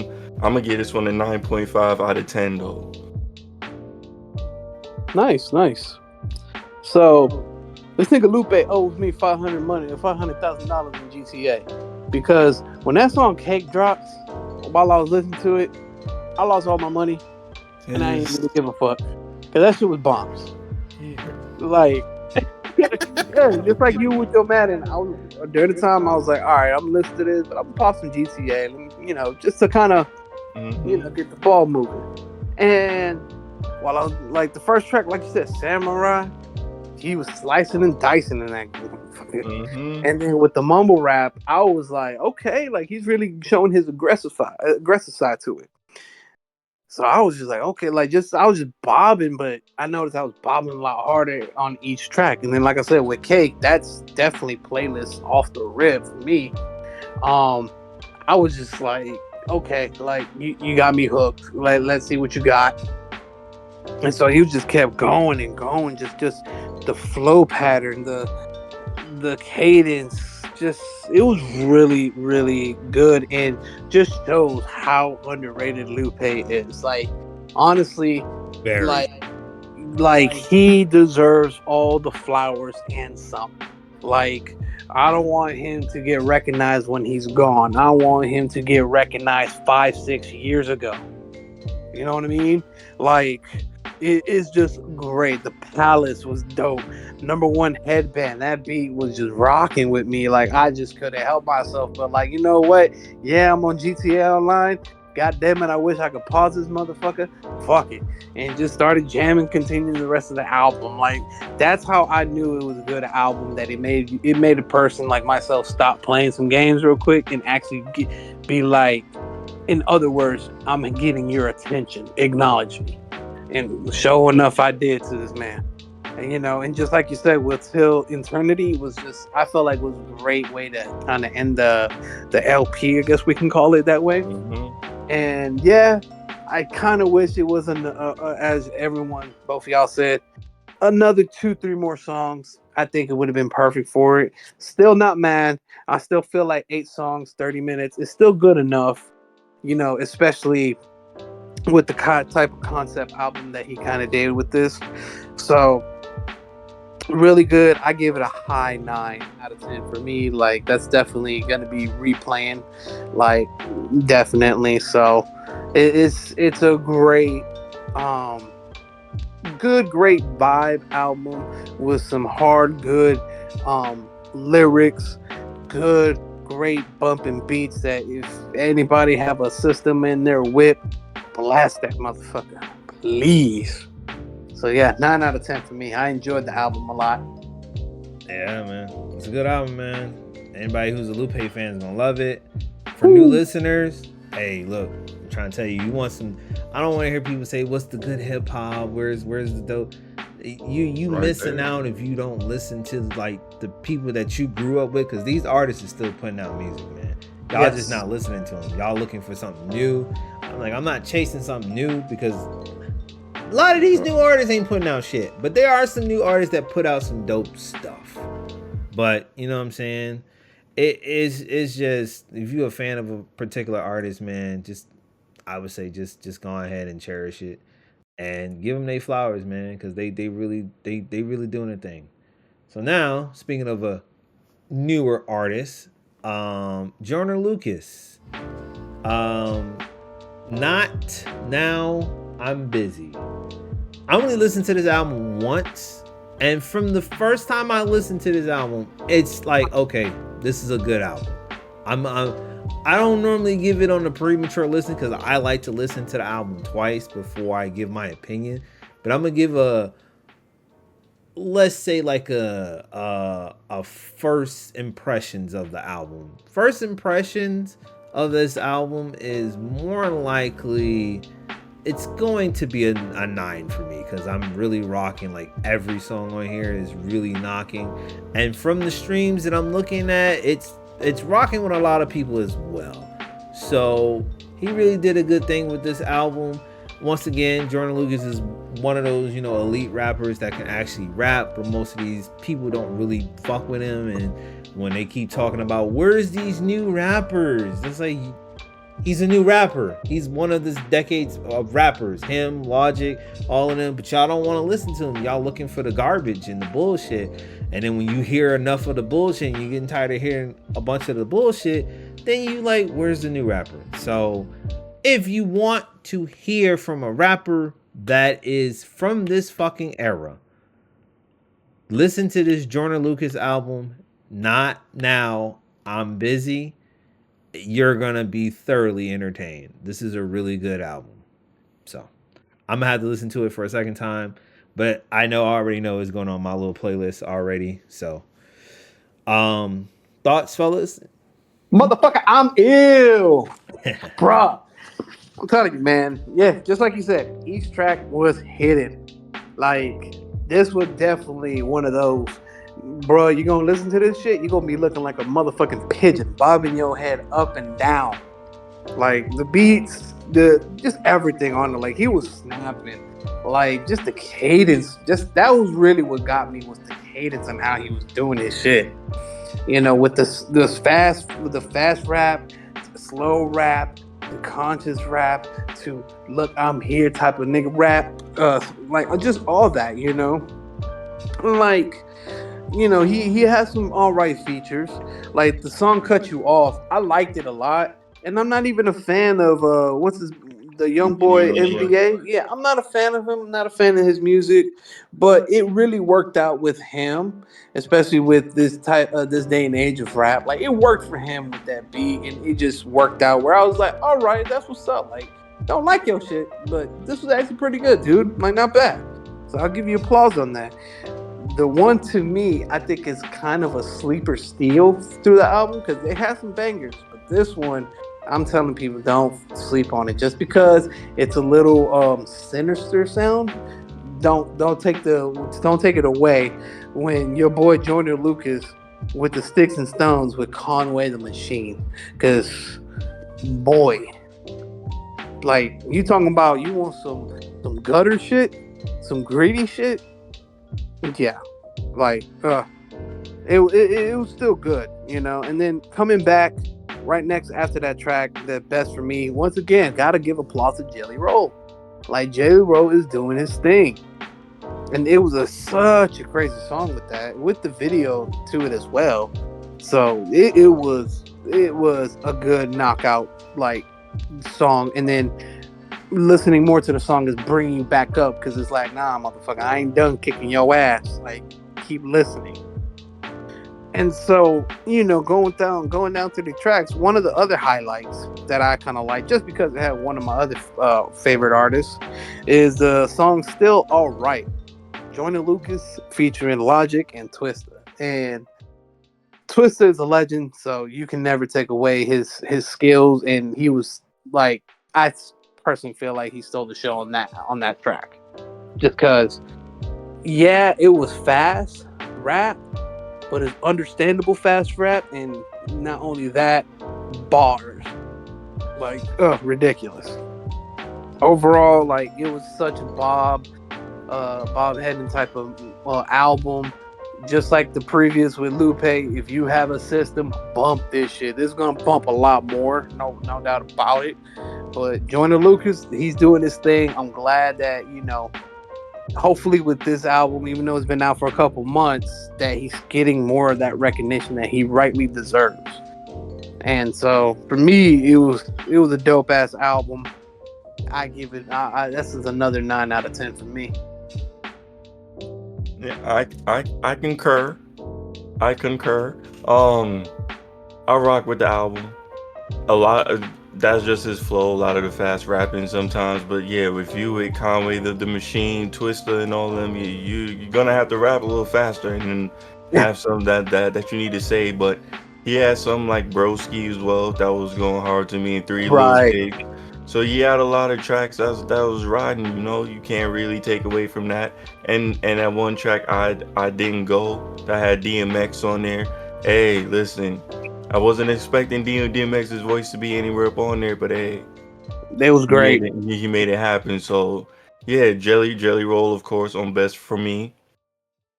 I mean, I didn't know he was around for that long either. I thought he was just somebody who came out of nowhere, and now everybody just saying his name. Listen, his work, his work on this album, on that song, and on the other album. Listen, on M's album, Jelly Roll just taking over the show. So I'm gonna give it a solid 9 out of 10 as well. And he didn't use too many samples on this album either, so that's another good thing. All of these were like organic, built just for him. Good catch. I forgot to mention that. You're right. The samplings was not fully around like that. It was more all original in a way, and yeah, that's definitely another props for Joyner Lucas. That's a good point. I think he has like his own in-house producer, Leo Son. So yeah. Like I said, man, it's like a lot of these people out here. They say they be looking what's the new hot new artist and whatnot. I'm just like, if we take a look at this, like if we look at the XXL list of artists, man, besides the people that I seen that I know that's gonna make it, but we'll get into that a little later. But like just new artists, man, you gotta go find them. And once you find them and they come across as dope, or a veteran of a caliber of like Nas, Eminem, Jay-Z, you know what I'm saying? They put them on their record. 9 times out of 10, they have a capability of being good. If they come out of the gate and they just don't sound like shit and they ain't got nobody supporting them or backing them or someone that you know this ass is backing them, hey, look, listen, you already know they gonna be trash. So Yes. Hey. Speaking of trash, there's a little man out in Toronto who's been having a hell of a fucking trash year. And Cool. he's been getting cooked. And it's not going well for that man right there. Let's start from the beginning. So who started this? No, actually, the person who started it? Was it Drake? It was technically J. Cole who started it.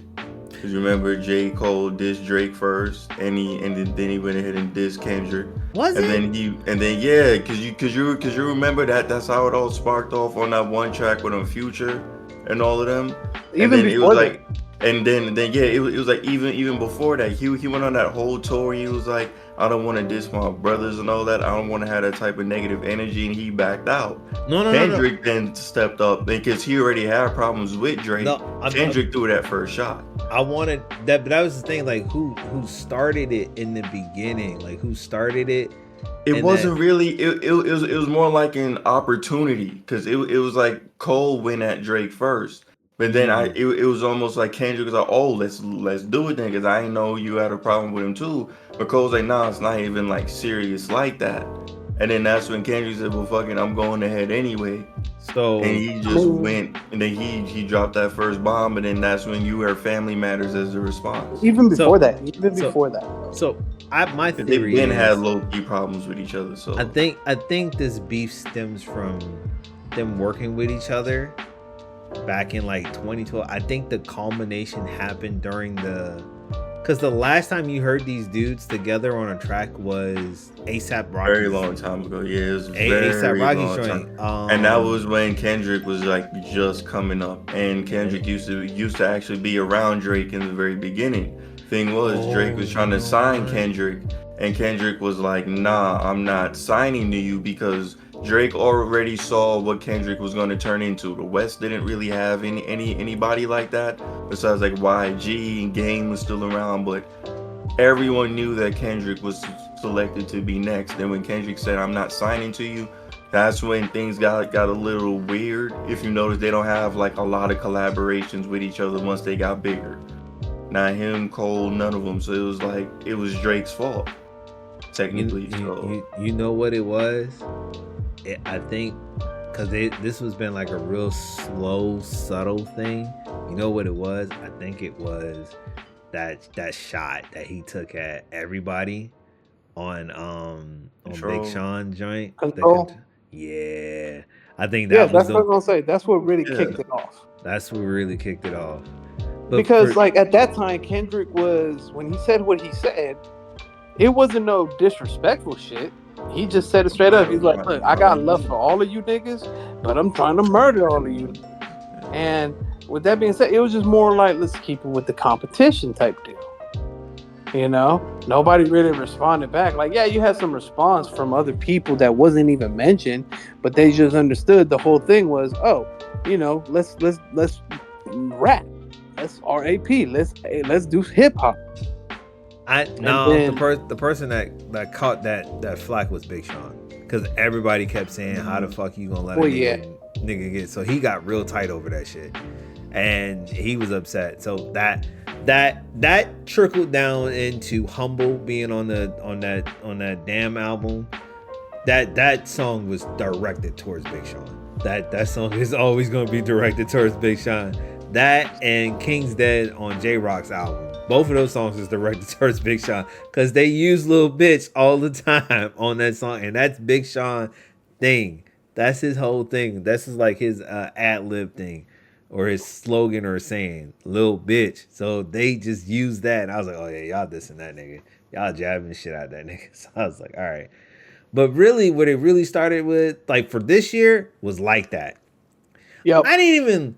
So I had to look up this fucking soundtrack, which, by the way, bad production on Metro Boomin, because you just didn't really do nothing with that song. You just flipped the beat, and really that was it. You didn't really do too much to that song. I thought Lil Wayne was the one that started it, but then I'm realizing it goes back to between Project Pack and E40, who had that original beat. So that beat been floating around for like between 4 fucking artists. So I was like, oh shit, this beat is really old. I heard somebody say, yeah, this was a Project Pack beat. I listened to it, I was like, oh shit, it is a Project Pack beat. Then I'm hearing E40 had the same beat. I'm like, wait a minute. So who originally had this fucking beat? I was like, okay. But I ain't really worried about that. What he said was, nigga, ain't no big three, it's big me. And I was like, ooh, this nigga, this nigga went at this nigga. So then, because it was like a couple weeks beforehand that's when, or maybe a couple months beforehand, that Drake and J. Cole had that song, and J. Cole said that shit. First person shooter. Yeah, first person shooter. Thank you. And Cole said that line, kind of giving that technical respect to Drake himself and K. Dot, that we're the big three. And like you said, with Like That, Kendrick was like, man, motherfuck the big three, nigga, it's just big me. So then the beef started. This nigga Drake dropped 2 diss tracks. Push-ups. Now I really quoted when I talked to you. You was like, yeah, man, this track is good. It's a good track. This is a good diss track. Everybody was fucking with push-ups and shit. I said that shit was ass. And I knew it was ass. Yeah, because look, I was like this. You know, I'm not a Drake fan. You know this. I can give 2 shits about Drake. But there's certain songs he'll drop. I'm like, all right. With this one, I was like, oh wow, this was a pretty good attempt. Not bad. Pretty good. There's some little jazz here and there, not bad. But you gotta come up with something better because, bro, this ain't enough. And that's what I told you. I was like, yo, I know you heard this shit. Like, yo, not bad. What do you think? And what did you tell me? I said the shit was ass. I knew and it was ass. Laughing. It was ass. Okay. Because look, why?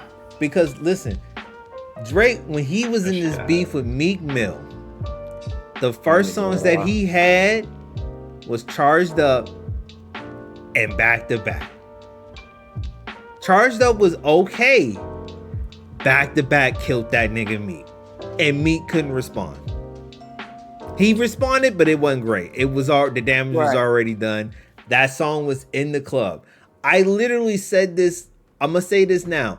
That song was the greatest. Niggas can sit there and kill me and crucify me all they want to. Back to Back at that time, before Night Like Us came out, was the greatest diss song ever. Reason why is because it was played in the clubs. You can dance to it. It had fucking memes all over that fucking bitch. Like, that shit, what song, this song was, and it had quotables. What this song, other than Hit 'Em Up and fucking, all them diss songs, all those diss songs didn't have, memes. Now, I'm not taking away Hit 'Em Up, I'm not taking away Who Shot Ya, and I'm not taking away, what was that Jay-Z song he had? I think it was the Rule, no, that's what it was. Takeover and Ether. I'm not taking away with none of them songs. Those songs were great, but they didn't have that effect like Back to Back at that time. So I'm expecting that caliber. This nigga drops Push-Ups, and only thing I could remember was draw. I'm like, what? Why? What? Then this nigga decided to go do the AI bullshit. Yeah, that niggas was saying, yo, that's great. Yo, that's a cool ass idea. That was dope. That's a great idea. What? Nigga used Snoop Dogg and Tupac. And when I first heard it, I was like, man, this don't even. I'm like, wait a minute, hold on. Whoa. I said, it's not Tupac, because Tupac don't even rap like that. And then when I heard Snoop shit, I said, this definitely ain't Snoop, because Snoop don't rap like this. I said, this is nigga Drake. I said, did this nigga really just use AI? You could have did this your damn self, and without using AI with those two niggas. You could have did this. That I would have expected a little bit more if he did that. That would have been a great record if he did that. That didn't do nothing. And then the thunder came. Euphoria. Fucking killed that nigga. He killed that nigga. Boy, I hate the way that you walk, the way that you talk. I hate the way that you dress. Nigga. I even hate when you say the word nigga. Oh my God. You know. I like Drake and everything, but bro, Kendrick. I mean, you are. I can't lie. You are a little slight biased with Kendrick, but I get it. Bro, that shit got so many fucking quotables, bro. Oh my motherfucking God. That's probably one of my personal favorite records besides the Not Like Us. But then Drake came up with like, okay, cool, I'll do the Family Matter. He Video did. was okay, right? Video Yeah. was okay. I was like, But- okay, good concept. Oh shit, he has the minivan. That's Decent still bars, decent bars. decent bars, right? And the whole thing was because even before K Dot's first disc came out, you know, the whole thing was, oh, come on, Kendrick. You're not saying anything, Kendrick. Oh, you're taking forever, Kendrick. What's going on, Kendrick? It's just wasted. Like, he was just doing that, right? He was And then taunting this nigga. That's what he was he was doing. taunting. Taunting But this then he was nigga. taunting him in the wrong way because he's like, oh, come on. Like, look, even your girl's not following you. Or, oh, I don't see no pictures. It's like, and in my mind, when I heard that shit, I was like, is it me or am I getting too old for this shit? Because why the fuck are you bringing some high school, middle school bullshit of some media, social media shit, The instead of like glossy right there face. on the record? And you know what I'm saying? Like, if you're trying to really diss and disrespect, nigga, diss and disrespect, please. Nigga, that Don't be here laying on the floor with your legs in the air, looking on the phone like, oh my god, like, bro. but then not even 30 minutes later, when that fucking song came out, Meet the Grams came out. And then that was that. Shout out to Alchemist for that beat. That was Yeah. an ill ass scary beat that he made for him. And that nigga just had a sit. Like how you let a nigga sit you down, talk to your moms, your dad, your probably prosthetic fucking daughter, and your fucking son. Like That was a nigga. hit too. Because if you saw a bunch of reactors, right, they were like, oh my god, not again. Not again. Like, how you do this again? Like, But- how do you Now they were saying that they made that story up for the fucking. Oh, that's another. Yeah, we'll get to that one. We'll get to that. We can get into it now. Shoot, they were Hold saying on, that. we'll get to it. We got to do it chronologically in Oh, order, bro. okay. They said they were like, oh, that story was made up and whatnot. I was like, all right, whatever. So it's like that song came out, and I was like, Meet the Grams came out right minute. Now, if you pay attention to that Family Matters and Push Ups, the beat on those two songs are pretty much simultaneously. Like really at the end of fucking Push Ups, he used that same beat for Family Matters. Yeah. And then this nigga decided to address all the other motherfuckers on the track. I'm like, the main niggas, them niggas wasn't really fucking talking to you. It's Kendrick that's on your fucking ass.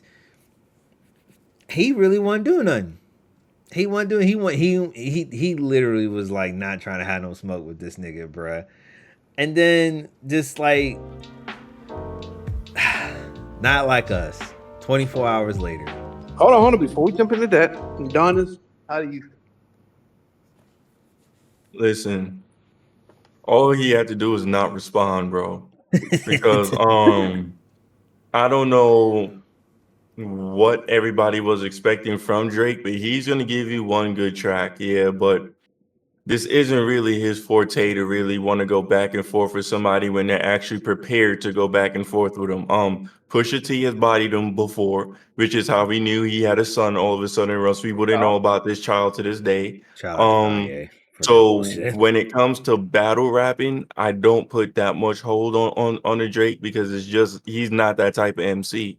He'll try to engage with you, but look at what's happening now. There's always going to be that one song from the opposing side that's just going to stand out too much. But he Meek had was a hit song. That's what I was expecting. And I felt like that's what he was chasing with this fucking thing with Kendrick. I was like, nigga, you better come with some fucking bars. Stop chasing for a hit fucking record, or but you that's gonna get just who he fucking is, bro. smoked. I mean, But that's bro, just who you he gotta is. understand. He's not gonna. That's what Drake is. See, his biggest capitalization off of any situation is to have everybody against you.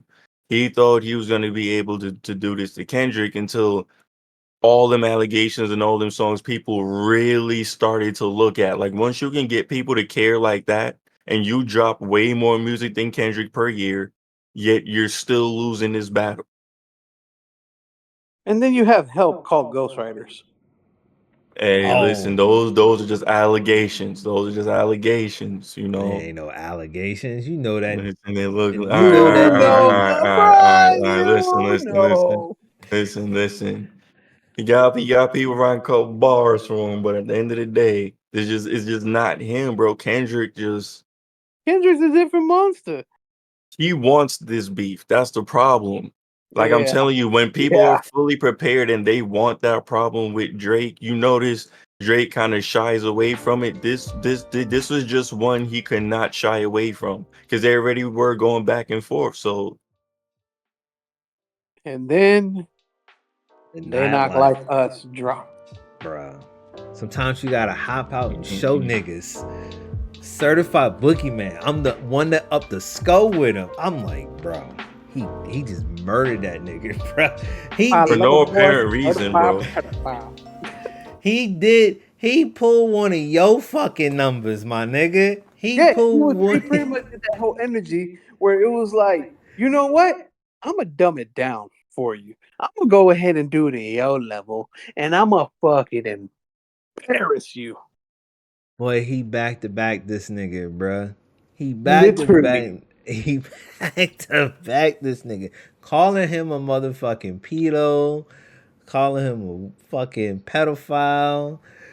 Oh, calling everybody in that OVO camp a pedophile. I saw niggas on fucking Twitter, all over social media, who was a part of that OVO camp, them fucking stands, them niggas was over there crying. Academic was like to me the funniest reaction listening to the Oh, shit. I was seeing that. I was actually watching another streamer, the Black Hokage. I was watching his stream, and he was talking to someone that a couple of people in his Discord. He was talking to somebody that was a big Drake fan, and boy, that man was just looking sad, and he was just picking apart this nigga like it was no tomorrow. It was thoroughly entertaining. You can catch that man shit up on Black Hokage highlights, or Hokage highlights. You can go check it on his YouTube channel. He got that whole thing up. But man, Not Like Us was just that song was just that song was just knocking. And I knew it when I first heard it.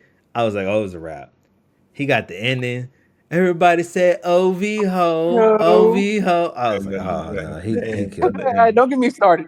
He And had a killed it. dance team, bro. Bruh, he killed it. Then the pop out. He announces it Juneteenth. So I was like, okay. Then I come to find out that pop out was free. But before we get into the pop out, we're gonna get into the Heart Part 6. Waving the white flag. Let me start off. Yeah, it was definitely a white flag because before you dropped that track, you always kept pushing like, where you at? Where you at? Come on, you ain't saying shit. Just like I said earlier, like oh, I'm waiting for it. And then when this shit dropped, man, you're talking too much. I sound defeated, but I'm done with this. It was a nice exercise, but you know what? I'm gonna use. I feel like this is the perfect quote for Drake of how he came up with this. If you remember a scene from Next Friday with the African dude and Mike Epps and Ice Cube, and Ice Cube threw that nigga down on the ground, comes up. I'm sorry. I'm just a bitch ass nigga. Like, that's how I felt with Drake response, where he admitted that I can't do this. But how can you say you can't do this if you were asking for this, begging the man to do this? Even people in your camp was pretty much telling you, don't do it, bro. Don't do this. But since you wanna, like my boy J Star said, you wanted to make a hit through these beefs, nigga, you didn't get hit. You got knocked the fuck out. I need to know what J. Cole thinks of this now after he done backed. You know what? And you know what? If there are happy people, he backed out. He kind of went full force for no reason, then he backed the fuck out. Because he realized. And then I hate that people were talking so much shit, like, oh, J. Cole's a bitch, why would he do that, this and that. And then after all that shit happened, yo, you know what? We're sorry, J. Cole. You were absolutely right. You were the smart one. I saw that. I was like, oh, but it's true though, because in the rap game, if you pull out, you back out, you kind of be like, oh, he's a bitch or whatever on that shit. But in this occasion, it was one of the smartest moves for J. Cole. Cause at the start, it kind of looked bad because then 9 times out of 10, he was the only one that could give Kendrick that back and forth. But looking at how this played out now in the hindsight, it kind of was a great smart move for J. Cole. Because J. Cole looking at it and he was like, oh, these niggas really don't like each other. He really don't like this nigga. I said, yeah, he don't like that nigga at all, bro. So it was just like, if you're calling another nigga a fucking pedophile, it's like, oh yeah, you don't like this nigga, period. So I was like, you can have the whole crowd, club, everyone just scream out, minor. That line, boy, and it was such a great flip, because Drake previous with the whole Drake, what's his name, Dave Free, to flip it to minor, and like just more of a fucking blow to that dude. You was taking shots at that nigga. You was taking shots at his wife. I was like, okay. So after the Heart Part 6, after he done waved that white fucking flag and whatever, the pop out came. And the pop out was really good. June 19th. By the way, if you didn't catch it, it was free on Amazon. If you have Amazon or if you're on Twitch, one of those two, I currently commend y'all people. Go sign yourself up for Twitch. Twitch is not a bad place. It's like YouTube, and Amazon is starting to do things now where they're putting shows out. So if you want to see some epic concerts later on down the road or whatever, because they got a concert going on now, and I saw they had Doja Cat on there, whatever. But if you want to see your favorite artists on there, literally sign up. It don't cost you. It's free. Sign up. Put a little face or whatever. It ain't like really social media ish or anything like that. But yeah, just sign up, man, and make sure you follow your boys on Twitch. You follow your favorite content creators and whatnot. If Castanet can get y'all niggas on there, I'm pretty sure there's a lot of more people who can go on there now. But anyway, he did the pop out. The pop out came. Oh man, that pop out was brutal. that thing was brutal. That was a funeral for that nigga Drake, bro. Like if you want to consider, you want a picture of what a nail on a coffin means, there you go. Oh my god, So the acts came out. All the acts came out. I was thoroughly impressed with a couple of acts. Some of them I didn't really care for. I was excited for Rayvon. Rayvon, that's another new artist. Make sure y'all go look for his album. When he ever announced that he's gonna drop a fucking album, make sure y'all go look it up. I was excited for Rayvon. He came out. That was dope. Blast came out. Blast is dropping an album this I think this coming month. He's dropping an album soon, so make sure y'all be on the lookout for that. Then what's that dude name with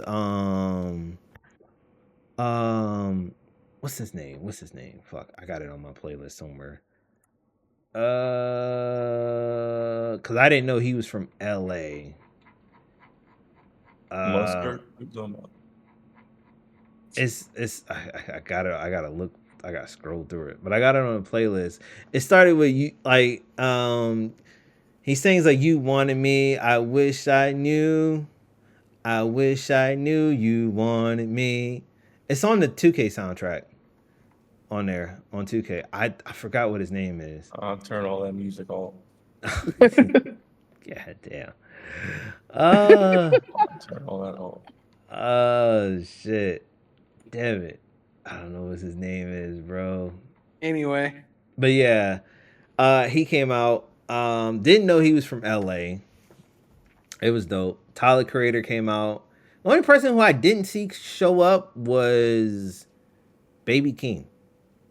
I didn't see him on stage. I saw Problem. He was on stage. He performed his stuff.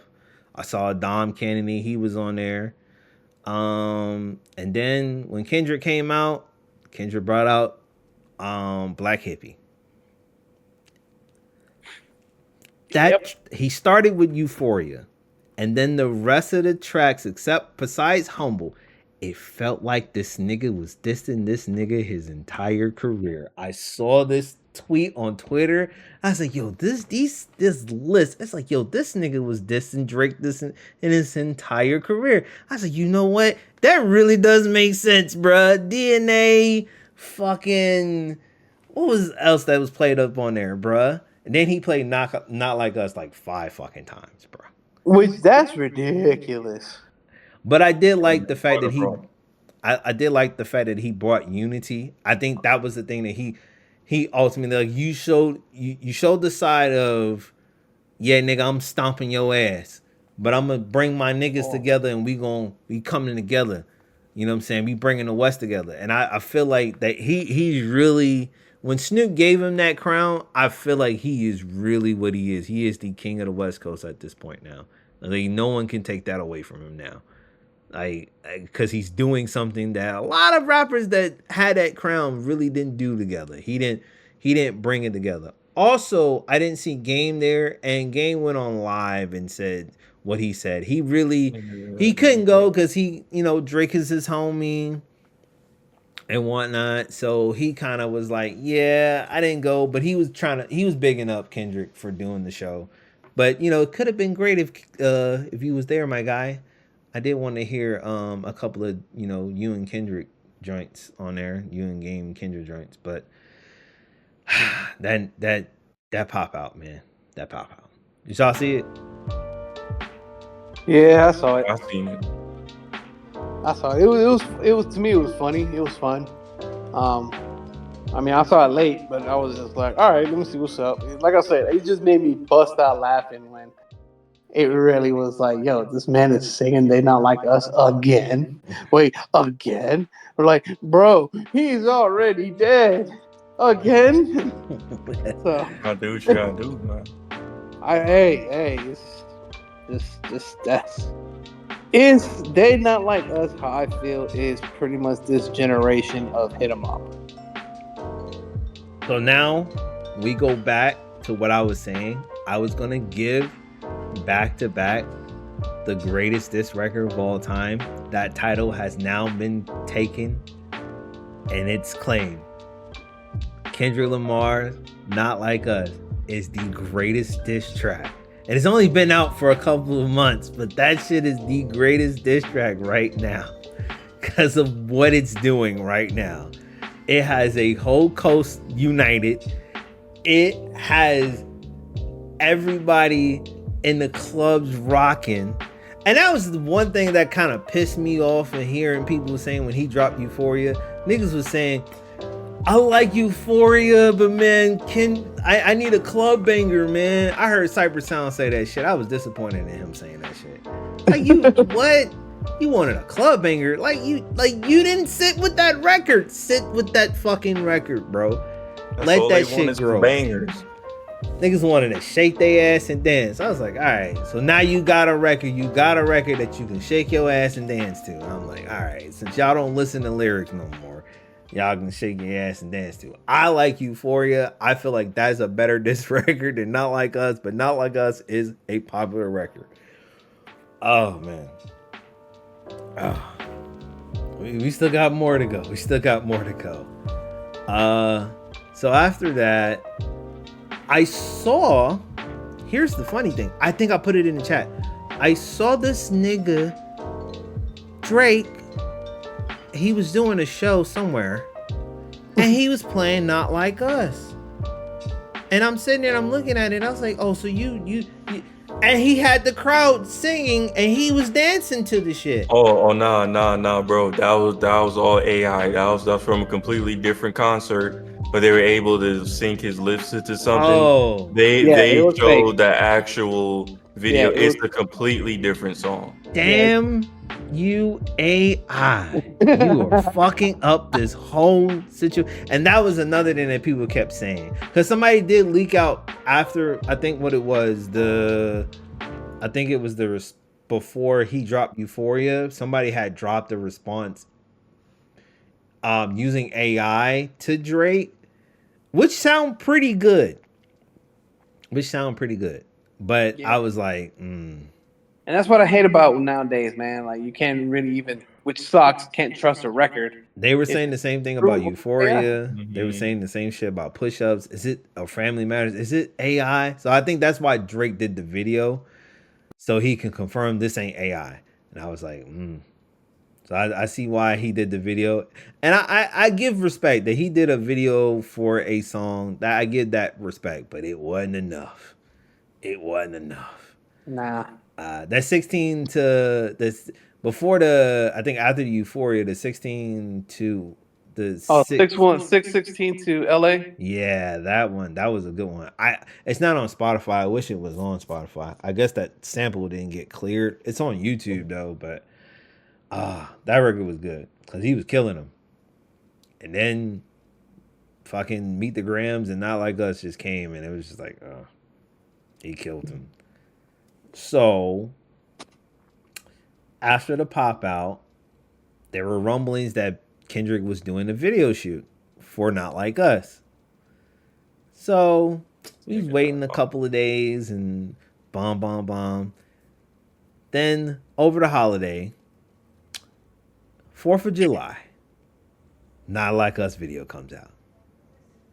Got a little snippet of a song that we probably ain't gonna ever hear, which hurts my fucking soul because he is the equivalent of Dr. Dre at this goddamn point. Motherfuckers will put a snippet of a song, but will hold it and will never release it. And I'm like, you bitch. Like, motherfucker. He did that with All Right. That fucking sample song that in the beginning. He was like, sideways, turn this shit up. Hey, oh, my mama. I'm gonna be the greatest greatest rapper that ever lived. And yada yada. And then he was like, tell me who the bitch nigga hating on me. To Pimp a Butterfly is a classic C. I was like, bruh, I want that full fucking song because that beat was fucking nasty when he was rapping to it. And I was like, I'm not gonna get that song.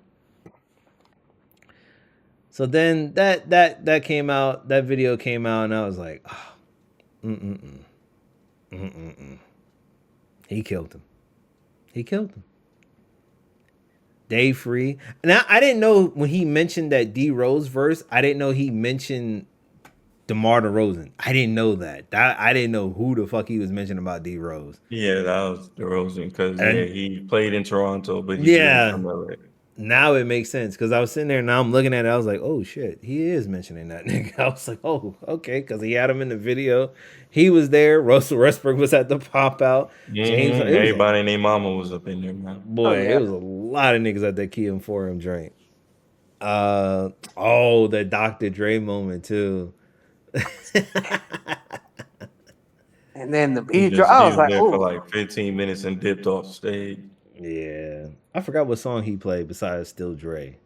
oh, he played California Love, and the only reason why I remember that is because my brother, he was very highly upset that he was like, yo, what the fuck? Why wouldn't they play Tupac part? Which I get. But yeah, that's how I remember that song. I was like, oh yeah, Still Dre, because classic. And then California Love. But I can't lie, I agree too. Why the fuck they ain't play Tupac's part either? I don't know why they did those songs.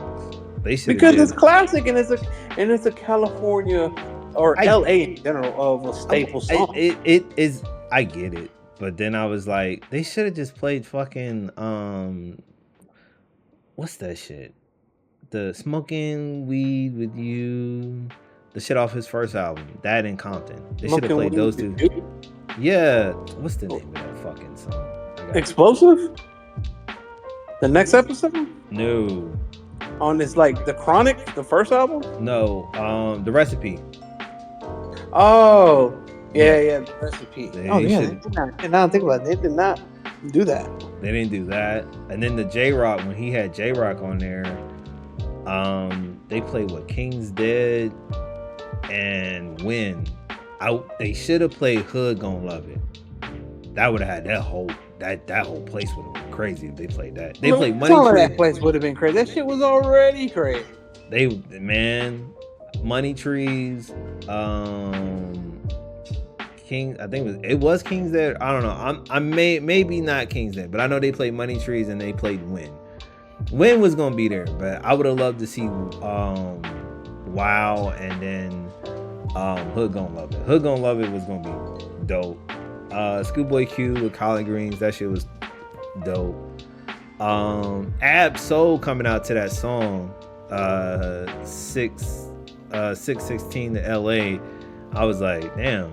I said, excuse me, it boggled my question of why the fuck Ab-Soul was on the stage, other than the association of Black Hippie, but you ain't had no songs. You could have played Illuminate, at least play that song.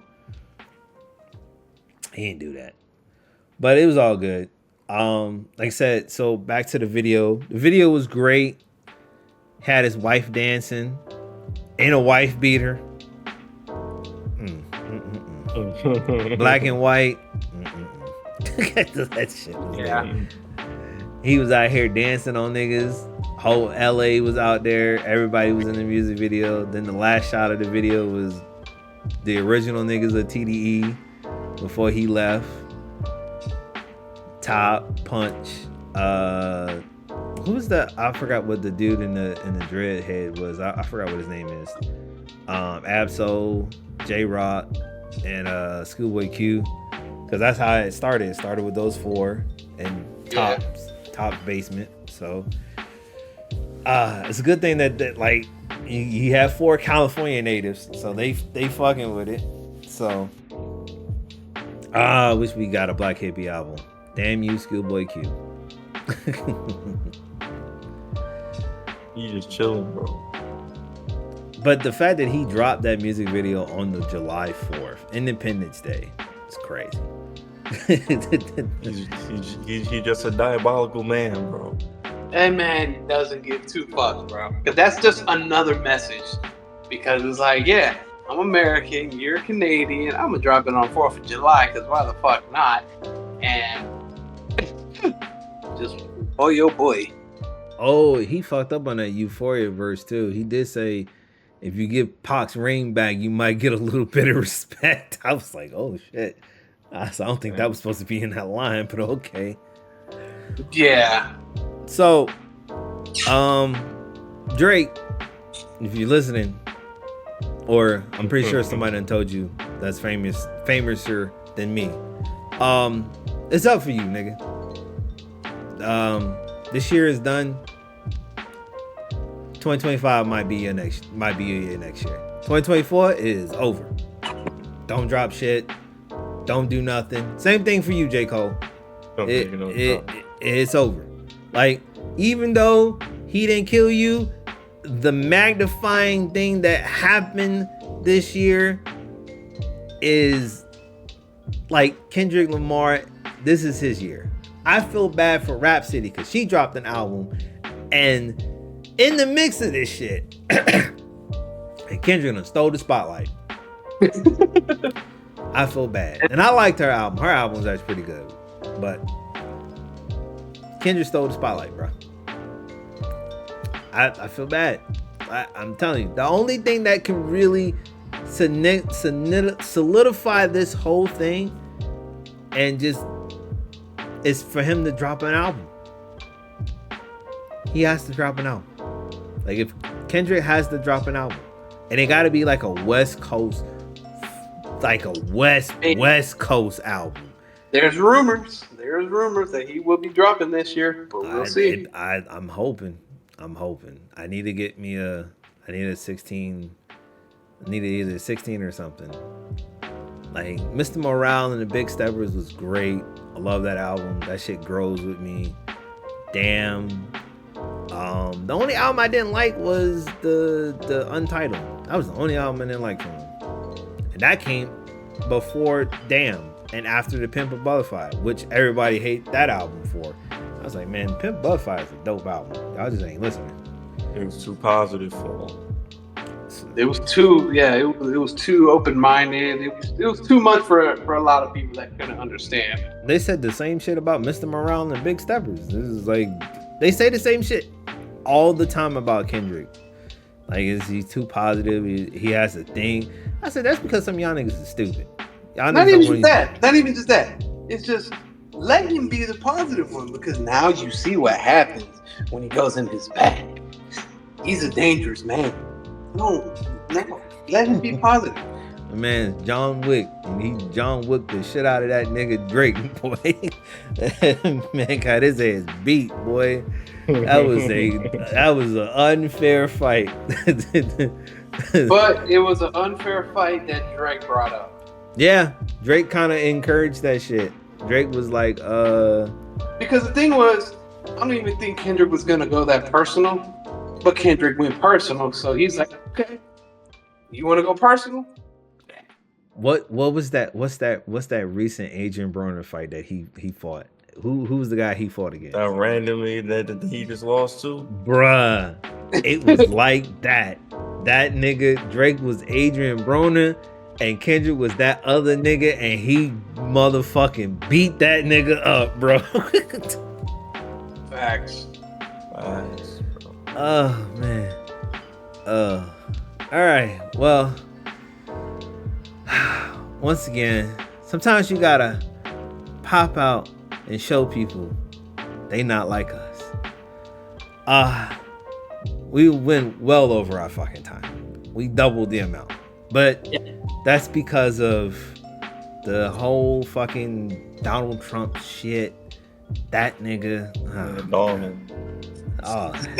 The Donald was really, boy. Let's see how this week goes with that. Yeah, I'm tired of talking. I'm ready to turn this light off. Closing statements. Anybody closing statements? Stay safe. My nigga Donald's over here taking over, bro. My final statement is, this shit's just getting started. And most importantly, though, for everyone out there, just continue with the peace, love, and positivity. 100%. And my closing statements. I'm going to leave it with a quote from a man named Mick Foley. 2024 has been bang, bang. That's it. I'm done.